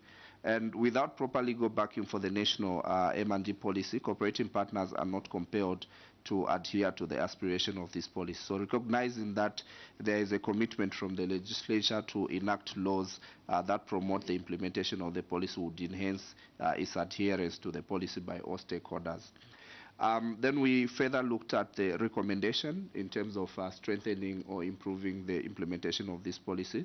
So government will needs to finalize the development of the data catalog as mentioned to provide detailed guidance to all stakeholders, including government ministries, on data collection, processes and utilization of M&D data. The data catalog will be very essential in harmonizing the country M&D data needs and defining how all stakeholders can contribute and support to M&D processes. And then recommendation number 2 that we are putting is developing and finalizing the national monitoring and evaluation frameworks. The status of the M&D processes in the country are currently disjointed from the national frameworks. Each ministry seemingly has developed their own framework and data collection processes, which are only linked to the 8th National Development Plan through priority areas. Finalizing of the national M&D frameworks will allow stakeholders like CSOs to align their M&D frameworks to contribute to the national M&D system. This will also promote joint monitoring support and integration, because we believe as CSOs as well as also the private sector, we are contributing to the government effort, so there will be need to ensure that everything that we are doing and supporting is linked into the system through the national M&D framework system. Then establishment of legal mandate for M&D. Currently, M&D in the country is just supported by the existing policy and has no legal mandate that will enforce its implementation. Enacting the M&D policy into law will strengthen implementation of M&D, utilization of M&D data in decision making and planning. So all stakeholders will align to the national M&D framework by law, and there will be effective implementation of the national M&D framework. So in concluding our submission, the strengthening of the national M&D policy will also lead to effectiveness, efficiency, and the impact and accountability of government policies and programs. So these are our submission. Thank you so much. Maybe just to also, in case our colleagues have got anything just under 1 minute, any addition? Okay, like my colleague earlier alluded to, just by the government coming up with the policy, they have shown commitment that they are showing that they value M&D. So, but the challenge is, like he mentioned, there is no legal mandate. So, if there is an act of parliament that clearly stipulates and recognizes the distinct diverse shows of national M&D function, it will make sure that M&D is protected. The autonomy and the impartiality of people that the evaluators and the M&D people is really protected. It's their duty to deliver either, whether it's good news or bad news, and sometimes they might be afraid to deliver the bad news because they're not really protected by the law. So, but if there's an act of parliament, they can really be protected. And then the recommendations that are given by the evaluators or the monitors will be taken seriously because it's backed by the law, and that to ensure that all the recommendations that are given by the M&D people will go on improving the ongoing and future development projects in the country. Thank you. Thank you so much. I also wanted to make reference to the policy itself on page 5, which is talking about the guiding principles. These are good principles. Just to mention that once we have got the resources in terms of the budgets, these will be able to be realized. For example, it's talking about accountability, where us as non-state actors, we are supposed to be accountable for the policies, development projects, and also the programs that are being done in the country. So in order for us to be accountable, we need to be involved, and that goes for the budget. And there's also something which is talking about participatory and inclusive, which is a principle. So there's also a need for us to be involved in joint monitoring activities so that we are able to uplift the lives of people together. Thank you. Oh, thank you very much, ActionAid. I think your presentation was very detailed and useful. The level of detail that you've gone into in putting this together. And by the way, I'm just standing for the chairman because of the technical challenges we are having. My name's Oliver Mtike, a member of parliament for Mongo Central, the home of the Komboka ceremony. And maybe Dr. Kalila, who just came in now, can introduce himself as well. Was any comments on the presentation from ActionAid? Thank you, Chair. And I can't agree more to your conclusion that says government should act on the recommendations, because reading through looking at your submission, I can see there are a lot of gaps in terms of M&E, and it is against that background that would, despite it's not there, but from your submission, would you agree with me to say, really, in each ministry or any spending agency, we need to have a directorate to do with M&E, because that can be the starting point, because that is what I look at it. And I'll also ask to say, here we are dealing with data, but many are times that generally in Zambia, census also plays a role in this, but many are times that we do our census due to a lack of a better term. We do our census maybe after some years, I don't know, a century, then that's when we do our census. I don't know whether you agree with me, CEO, to say this census of doing census after 20 years, 10 years, I think should come to an end, because we will end up using the data that is not worth using. because we need that data. So the issue of doing census after 10 years, it needs to be reduced so that we are having data that is more updated. Those are the things that I would comment on this one. I don't know what is your view on my submission as Action Aid. Thank you very much, Honorable. And I see they already agree with you on the first point. We are no dedicated MWET staff in all ministries. Maybe they can comment on the other further part 2 of his comments on census and stories like that. Thank you. Thank you so much. I think that's an important observation. Maybe I'll just touch 1 or 2 things, then I think my colleagues can come in. Yeah, I think we are looking at a period of 10 years. And as you have rightly put, we are just doing our census, I think, last year. And it becomes very difficult, for example, if we are in 2021 and we are, for example, maybe writing something. And now I'm giving an example of ourselves as civil society. And the only official statistics, for example, is in 2010, when we had the last, is it 2011, somewhere there, when we had the last census. So when you look at really the period, I think it's too much. But of course, there is the other side where people claim to say money is a problem. You know, the census takes a lot of money. But really the issue is from where we stand as Action Aid, when we look at all the mismanagement of resources, we have another counter view to say maybe money is not even a problem, because if we can have money to mismanage on other things, why can't we plow that money maybe into the census? So as I conclude, just to say, we agree with your observation that yes, the period is long, but maybe the issue is there's the issue of maybe money on the other side. So how do we maybe harmonize the two? But there are also modern ways. The world has evolved.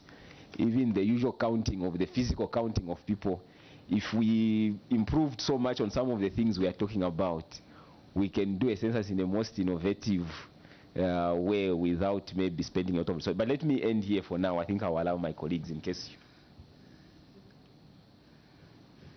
Okay.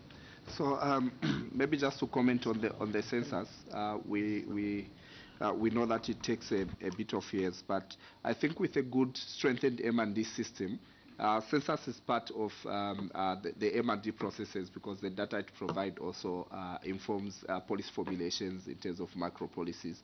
So then we could, once the M&D system is strengthened, other parts of data that are needed for government to make decisions will be contributed through the monitoring processes. Because I think we monitor the policy implementation and government programs, and how do we improve in terms of our services and also account for the services that we're providing.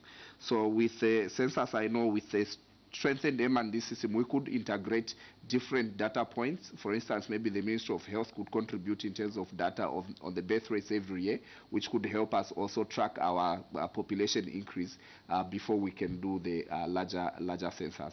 So all this is embedded in a strengthened M&D system to integrate all the different line ministries and different sectors of the country. Yeah. I think my colleagues have pretty much covered it, but just to emphasize on the point raised by my colleague Brighton. So if we strengthen, for instance, in other periodic monitoring and evaluation processes and data collection processes, for example, midway we have other evaluations such as the Zambia Demographic Health Survey, we have the Living Standard Survey. So all those could also be supplementing sort of inputs into the overall data that we get from the census. But also agreeing that it would be better, resources allowing, time, finances, it would be better if we had more frequent or at shorter intervals, as the Honorable Member suggested, so that we have more updated information that is helping us in decision making. And we believe that that decision making will be based on information that is more current and probably giving a better and clearer picture. Thank you. Maybe just to add, M&D is indeed really like a catalog in terms of accelerating currently in our constituencies. Now we're talking about CDF, which has increased. there's the low uptake of, or rather utilization of the funds. You mentioned it becomes a challenge. Right now we are on the action without M&D on the ground to give you information. It becomes a challenge to hold them accountable. So really I think maybe using this committee, we want to appeal that at least the actualization or formulation of the law to make it legal that this M&D is viewed as a symbol of hope in ensuring that there is accountability in the management of public resources and subsequently even all the programs. For example, the FISIP, there's been talks about ghost beneficiaries, but who has established that they are ghost beneficiaries without M&D? So that is the information which MESAs can bring to forth in terms of the clear data, disaggregated maybe by age and also by gender, who are the beneficiary, maybe using various tools and maybe the national identity card and stuff like that. Thank you very much. Thank you, Doc. So thank you, Chairperson, for allowing me to just find out from our valued witness this morning. Yeah, so Chair, I'm made to believe from the submission so far that there is a national M&D policy, which is obviously being criticized in one way or another for not being adequate. But I do know also that our National Development Plan has a component of M&A there.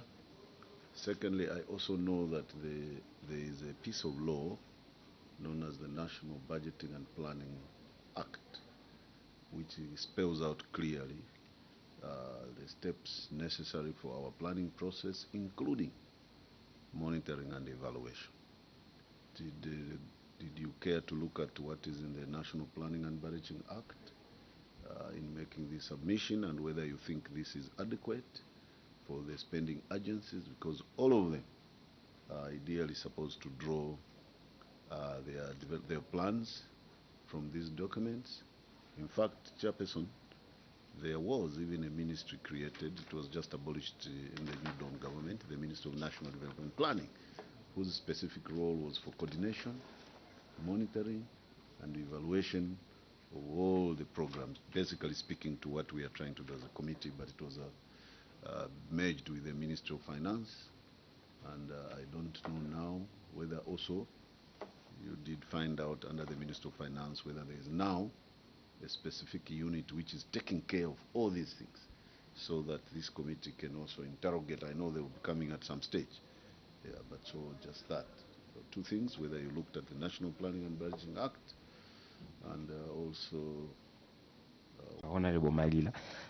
Just to mention that we did not go so much in detail to look at the National Planning and Budgeting Act.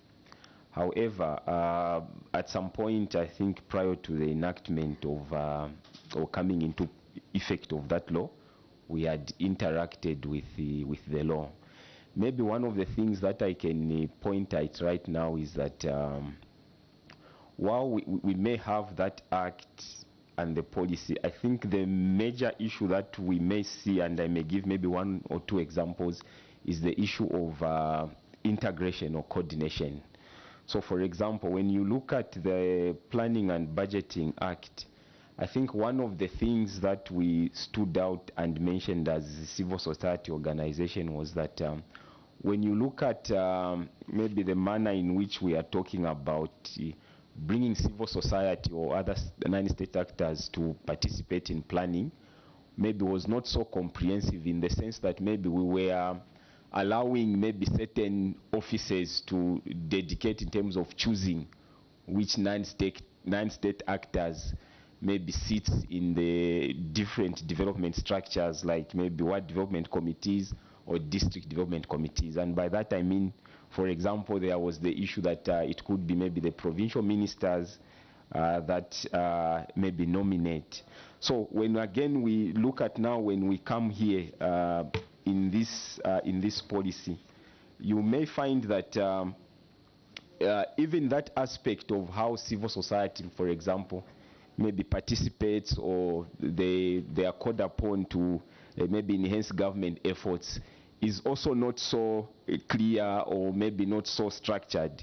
So when we look at this, I think these are some of the maybe the mismatch that I'm talking about, that really the issue of integration is very key.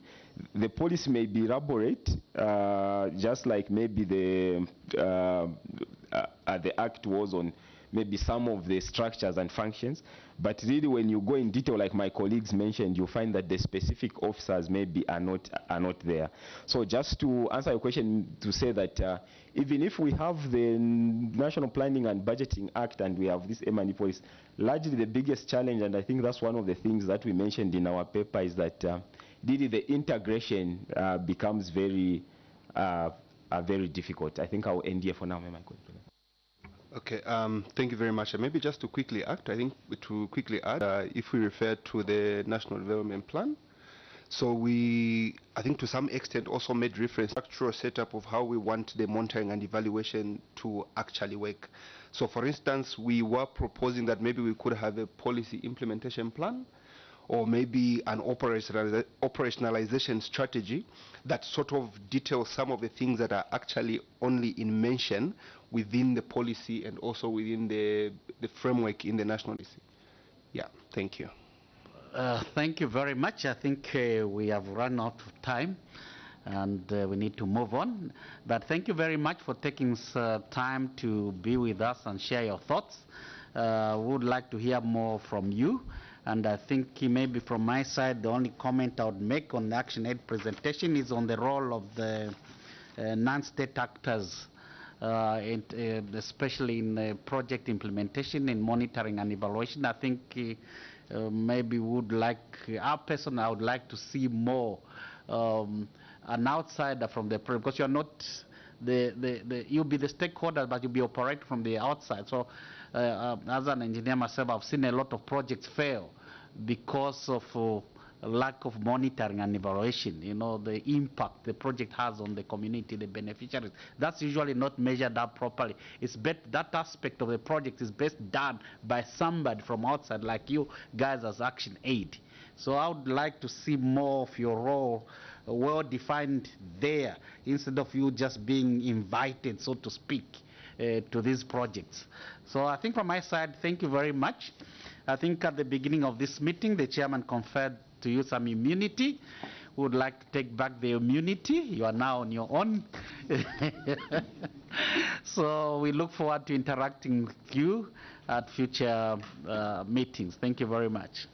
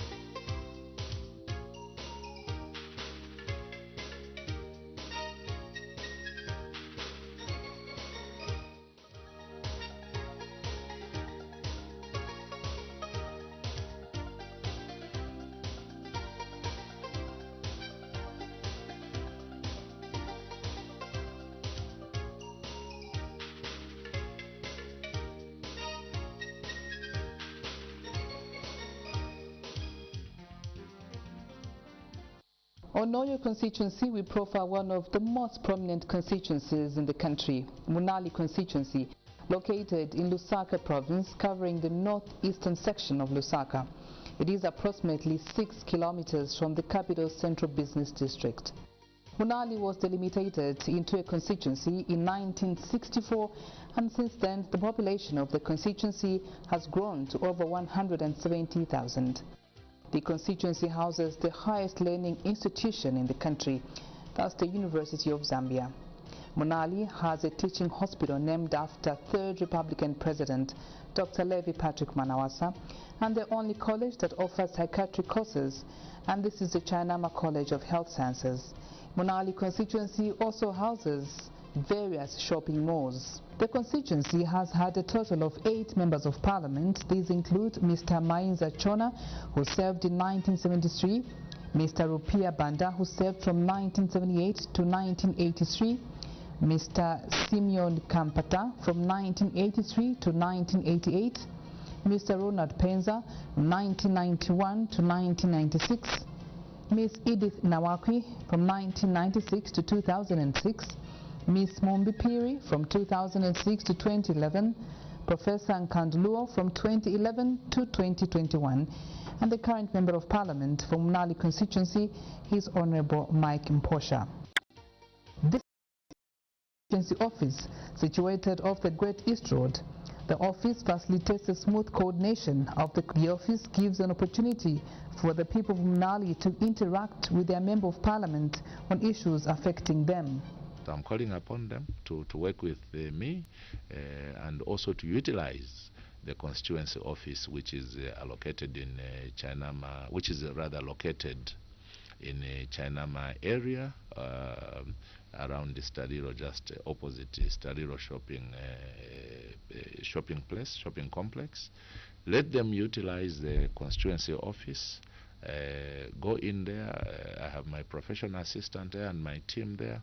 Even when I'm here at the ministerial office, the office is open and for them to engage me. And I'm locally based in the constituency, so they must feel free to either contact me directly on the many challenges, or also utilize the office, which the members of staff who are doing a great job to ensure that there's continuous interaction between the electorates and us, the elected representatives of the people. Munali Member of Parliament, Mr. Mike Mposha, now highlights the challenges the constituency is currently facing. For a long time, this constituency, if for lack of a better way, didn't have so much attention in terms of attending to these challenges. So we have, for example, schools, a number of schools, like I said, but limited school places, very limited school places, and this also contributed to a number of our youths, being found to be dropouts because they could not find spaces in these schools. And now with the newly introduced new constituency and those coming from slightly outside the Munali constituency. Another problem is the poor road network. You may wish to know also that quite a number of settlements in Munali constituency were unplanned settlements. There's great talent in Munali constituency, but I must say that the sports infrastructure is extremely dilapidated. It's non-existent. So that is another challenge.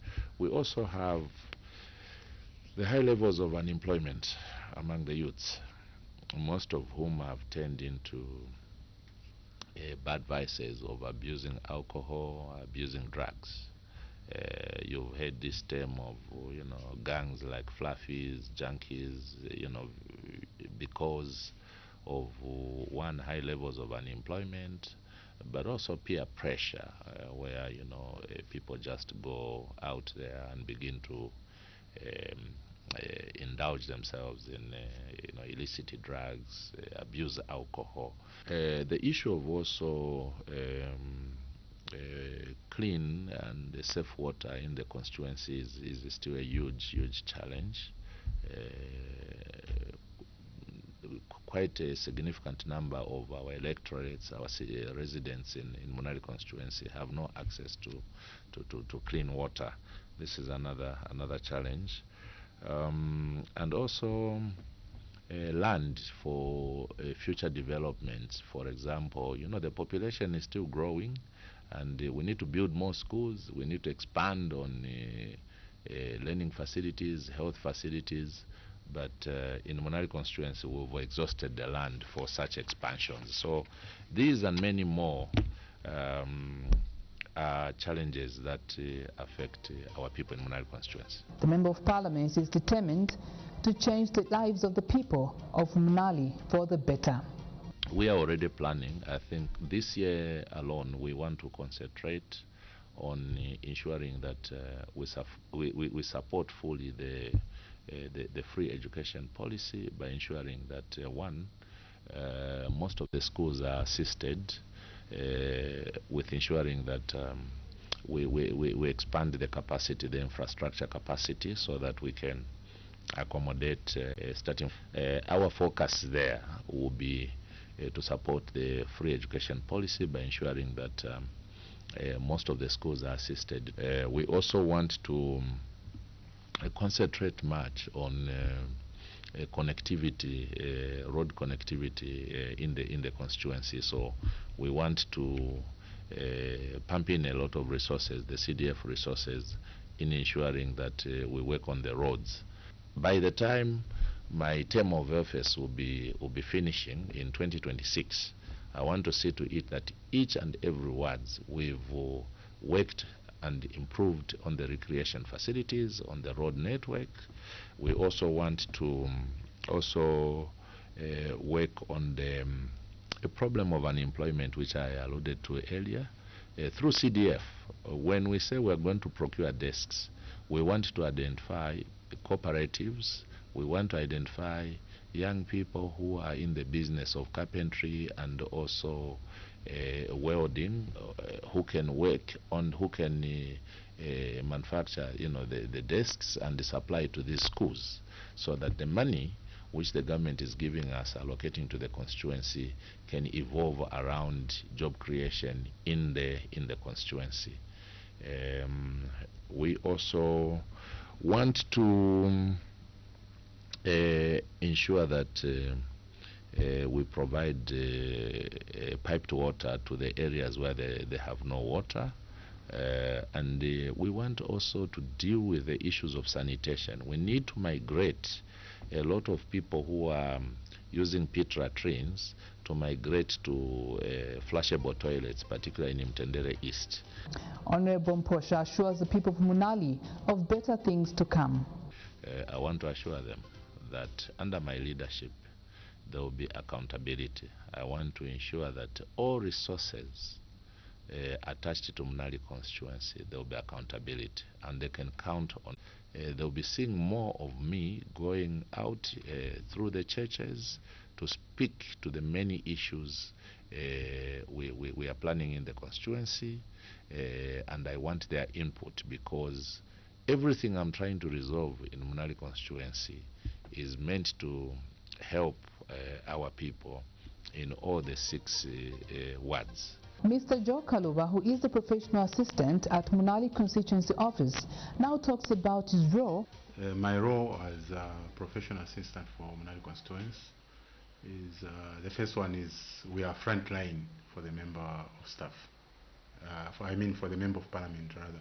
So we are front line. So my role includes one, representing the member of parliament when the member of parliament is not there. Then running the office on behalf of the Honorable Member of Parliament. My other role includes coordinating activities for the Member of Parliament, meaning that I have to have on my fingertips all the stakeholders that we have in the constituency and those that we are working with in the constituency. So just to add on that, I have to make sure that they're up to date with the information about the Member of Parliament. If the Member of Parliament is needed for a meeting somewhere, I have to make sure I go as an advanced party to make sure that everything is in place, also to coordinate the time that is coming, the time that is going. When the Member of Parliament is in the constituency, I have to accompany the Member of Parliament wherever he goes, so that I take notes of what is happening, because at the end of the day, the things that people maybe want, or maybe the activities that are needed to be followed up. My other role is also to supervise the staff at the office, to make sure that we are in line with the Code of Conduct of National Assembly, and of course promoting and encouraging people to visit this office. This is a non-partisan office, so if you have looked at the history of Mnali, a number of political parties have, the UNIP was there here, and also MMD, FDD, PF, and now we have the United Party for National Development. Honorable Mposha is representing that party. So this office is a non-partisan, national partisan. So when you enter National Assembly in this office, you don't put on the party regalia. That is number one. And this, as an office also, I forgot to add this, we also give guidance to members of parliament in all the offices, in constituency offices, to give guidance that no party regalia in the office. So anyone can come, they can come at any time, as long as it is working hours. Since the introduction of constituency officers across the country, the officers have acted as a bridge between constituents and members of parliament. Therefore, members of parliament have a constitutional duty to interact with the public and assist the public with access to basic services.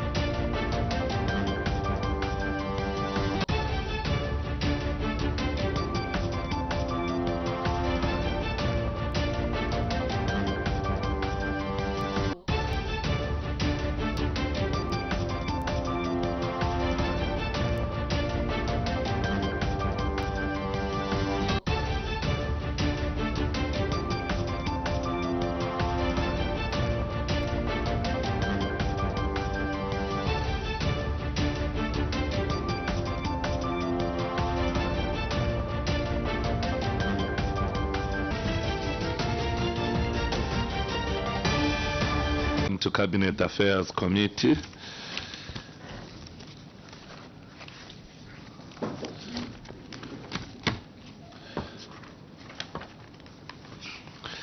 We would like to put it on record that we've been waiting for you for over 40 minutes. Next time you are invited for a parliamentary committee, we would like to urge you to ensure that you are punctual, at least you are here 30 minutes before the actual time. So we'll start by introducing ourselves. Afterwards, we'll request you to introduce yourselves. Honorable Mpundu. Thank you very much, Chair, and thank you, honorable members, and thank you, witness. I'm Honorable Cliff Mpundu, Member of Parliament for Chembe constituency, and a member of this committee. Thank you. Thank you, Chair. Welcome, witness. Christopher Shagafuswa is my name, Member of Parliament for Mandevu constituency, here where you are. You're welcome. I'm a member of the committee. Afternoon, Chair. Afternoon, witness. My name is Mulunda Darius, Member of Parliament for Siavonga constituency in Southern Province. Afternoon, witness. I'm Elias Makasa Msonda, Member of Parliament for Chimbamilonga constituency in Northern Province. Thank you. Thank you very much, witness. My name is Honorable Engineer Oliver Mtike, Member of Parliament for Mongo Central, the home of the Komboka ceremony. You are invited in April, March, somewhere there. Good afternoon, everyone. Mwale Enson is my name. I'm the Monitoring and Evaluation Officer for Civil Society for Poverty Reduction. Thank you. Thank you so much, Mr. Mwale. Kindly allow us to conclude, and we will throw it over to you through your delegation leader. Secretariat. Good afternoon, CSPR. My name is Darius Kunda. I'm coming from the office of the clerk. Thank you. Good afternoon once more, witness. My name is Lubusha Andrew. I'm Member of Parliament for Chipangali constituents of Eastern Province. I'm the Chairman of Cabinet Affairs Committee. Delegation Leader, you may kindly take it up. All right, Chair, thank you. And good afternoon once again. We appreciate your patience and also for bearing our appearance. I'll allow first the team I am with from the Civil Society for Poverty Reduction to introduce themselves, then I'll introduce myself as well. Good afternoon, honorable members. My name is Elvis Chipoka. I'm a project officer at Civil Society for Poverty Reduction. Thank you.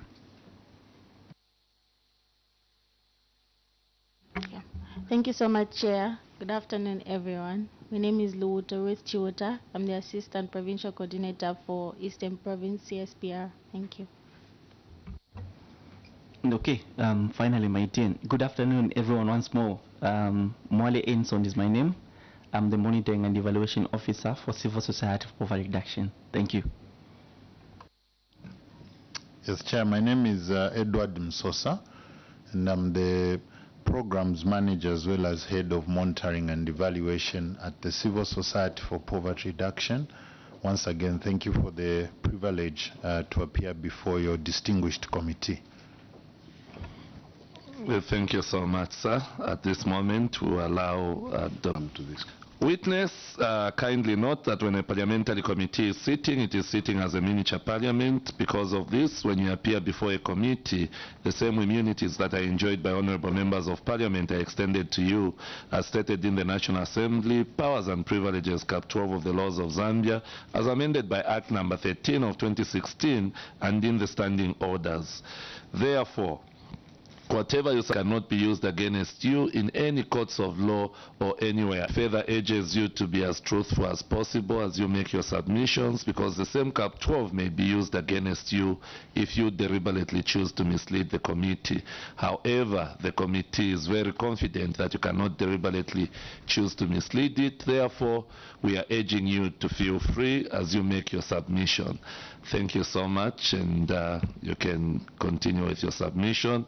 And we will request that you can possibly just try to summarize it, especially that the honorable members went through your submission. So we'll give you 10 to 15 minutes to summarize it. From there, we'll give a few minutes to a few honorable members to seek for clarifications and ask questions. Then we wind up. Thank you so much. All right, thank you so much, Chair. And once again, we acknowledge the privilege that you bestowed upon our institution to provide information to the committee on the implementation of the Zambia National Monitoring and Evaluation Policy. Chair, our submission therefore spoke to the specific areas that your distinguished committee had guided, mainly on the sufficiency of the national M&D policy objectives, in particular to the institutional M&D structure capacities and accountability among the development stakeholders.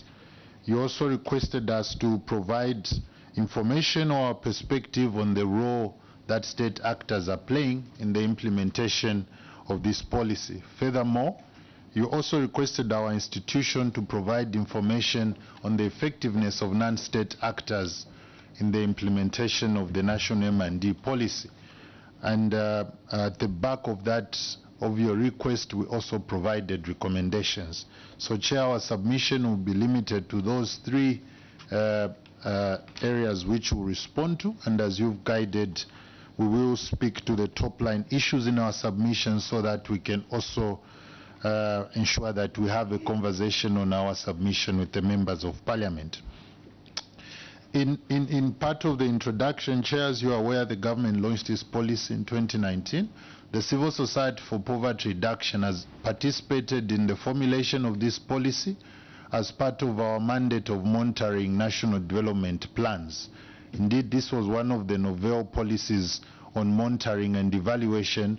And at that time we were launching this policy, the government had just also begun the execution of the 7th National Development Plan, which requested for a robust and comprehensive national M&D system that would support us to track the results that we are making.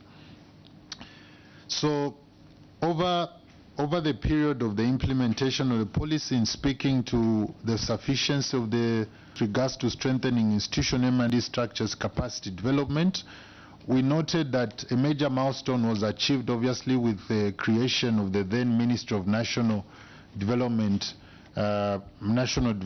Planning, and at the same time the M&D unit was boosted and led by the Permanent Secretary Monitoring, Evaluation and Development Corporation.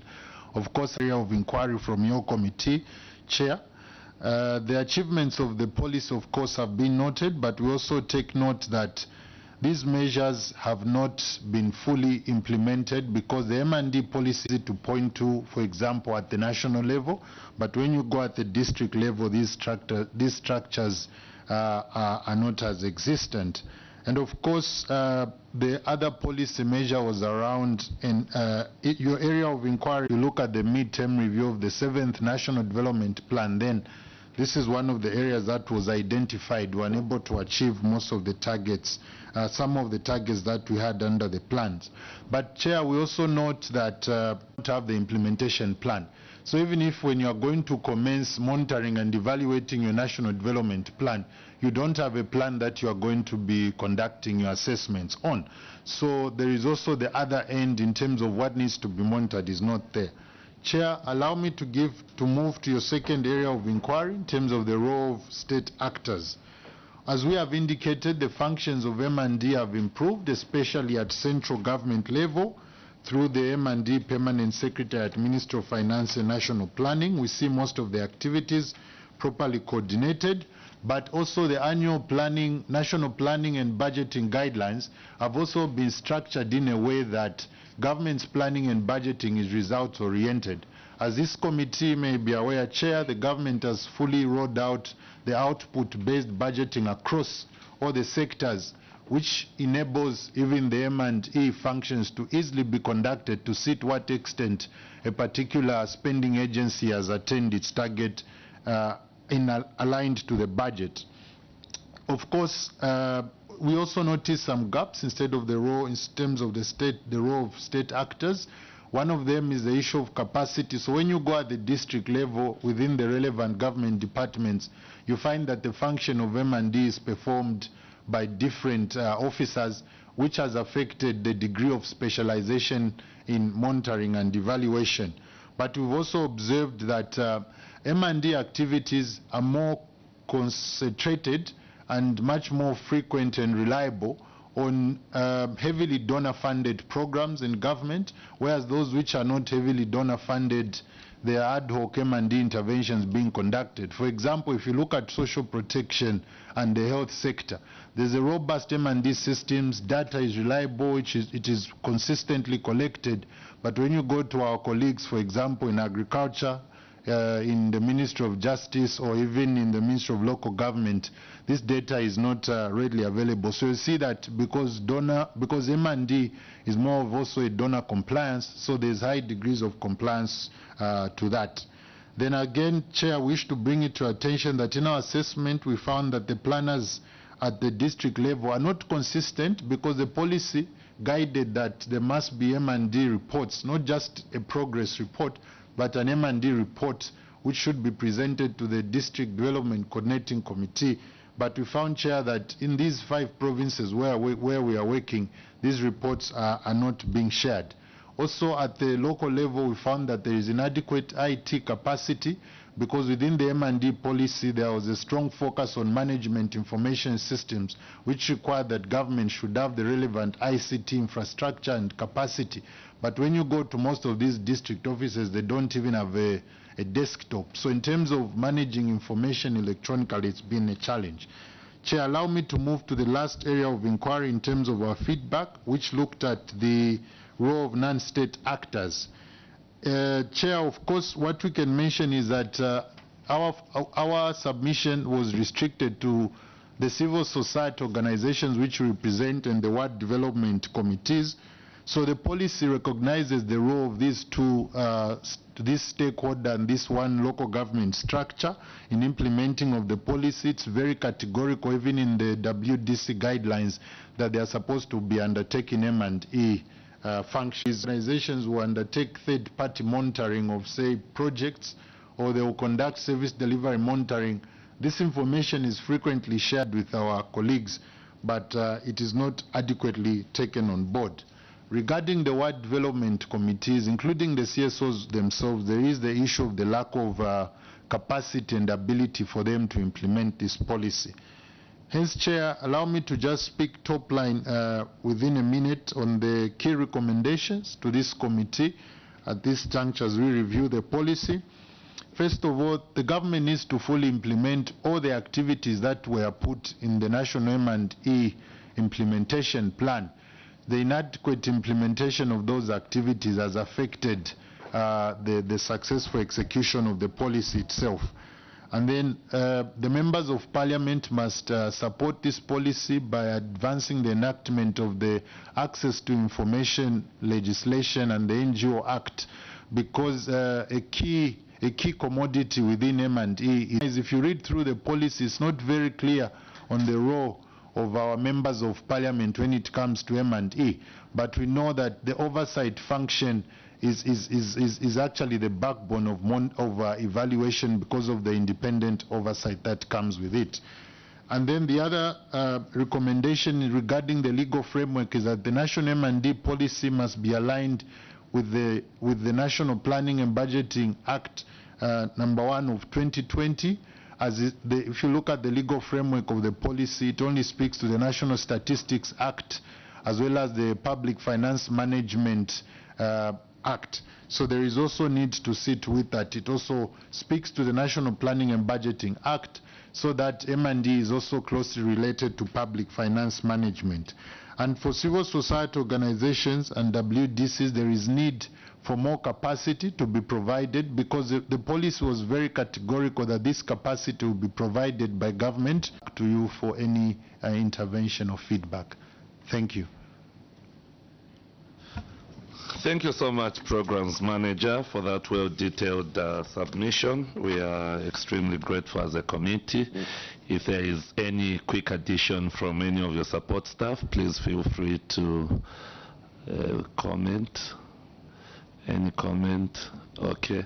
Honorable members, questions, clarifications? Honorable Mpundu.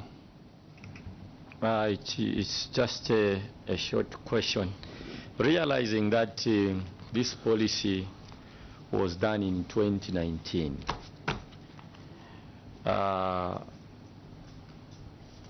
what do you think, is this gap to do with the M&E narrowing, or it is broadening between, in terms of collaboration between state and non-actors?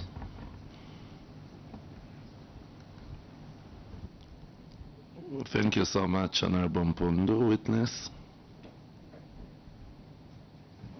Chair, it is the gap is not increasing.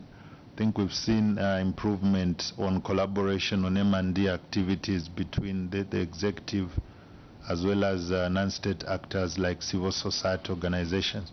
Since this policy was put in place, there's been better reception from government.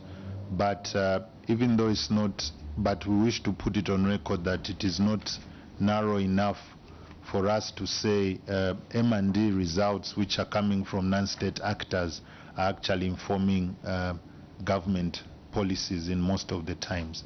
But definitely the situation has improved pre-2019 when this policy was not in place. Thank you so much, Witness. Witness, we are extremely grateful as a committee for us to withdraw the immunity that was bestowed on you and your team. yeah, you no longer have that constitutional protection now. Thank you so much, and God bless you.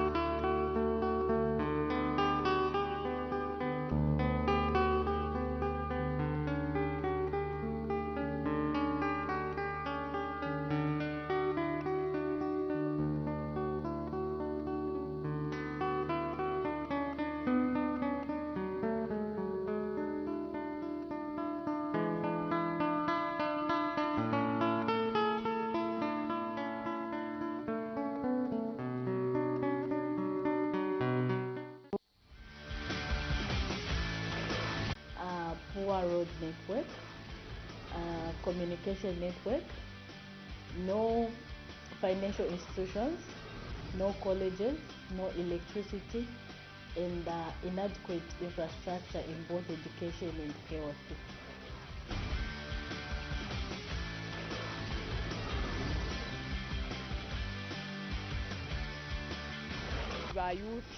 bayuthi nabo onayika mulandu n'obwalwa nabana mayo bonse n'abaponenamu nsunko obwalwa shena nashibonaula ekyo ndeko nkomesha ndeko kuno mukushi ze farm block ande mukushi no turalima ko everything sana so no misevo poor road networks otu challenge tukwete otu shingwana na ena.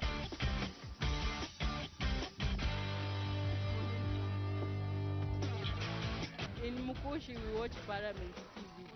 Watch Parliament TV, the TV that brings Parliament closer to our community. Teva tuetamba Parliament TV kuria, tiretika.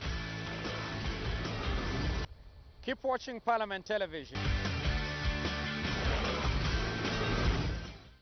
Tune in to Parliament Television for live parliamentary proceedings, parliamentary committees, and learn more about the operations, functions and activities of the Zambian Parliament. Catch us live on DSTV channel 272, GoTV channel 100, Topstar channel 5, or visit the National Assembly of Zambia Facebook page. Parliament Television, bringing Parliament closer to you.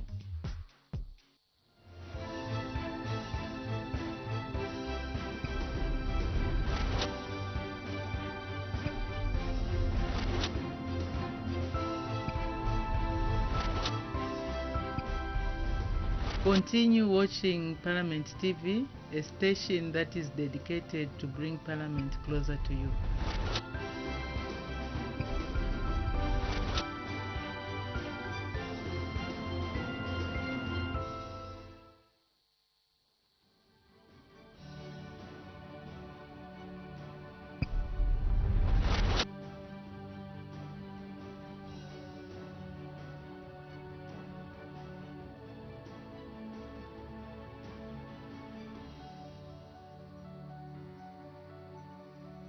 Basically, I'm a villager from Monze, the eastern side of Monze district. This is my second term as a member of parliament, serving the good people of Momba constituency.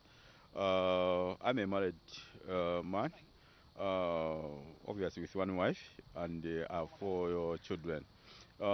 In terms of my education, it's important. The primary school I attended at Gasaga Primary School in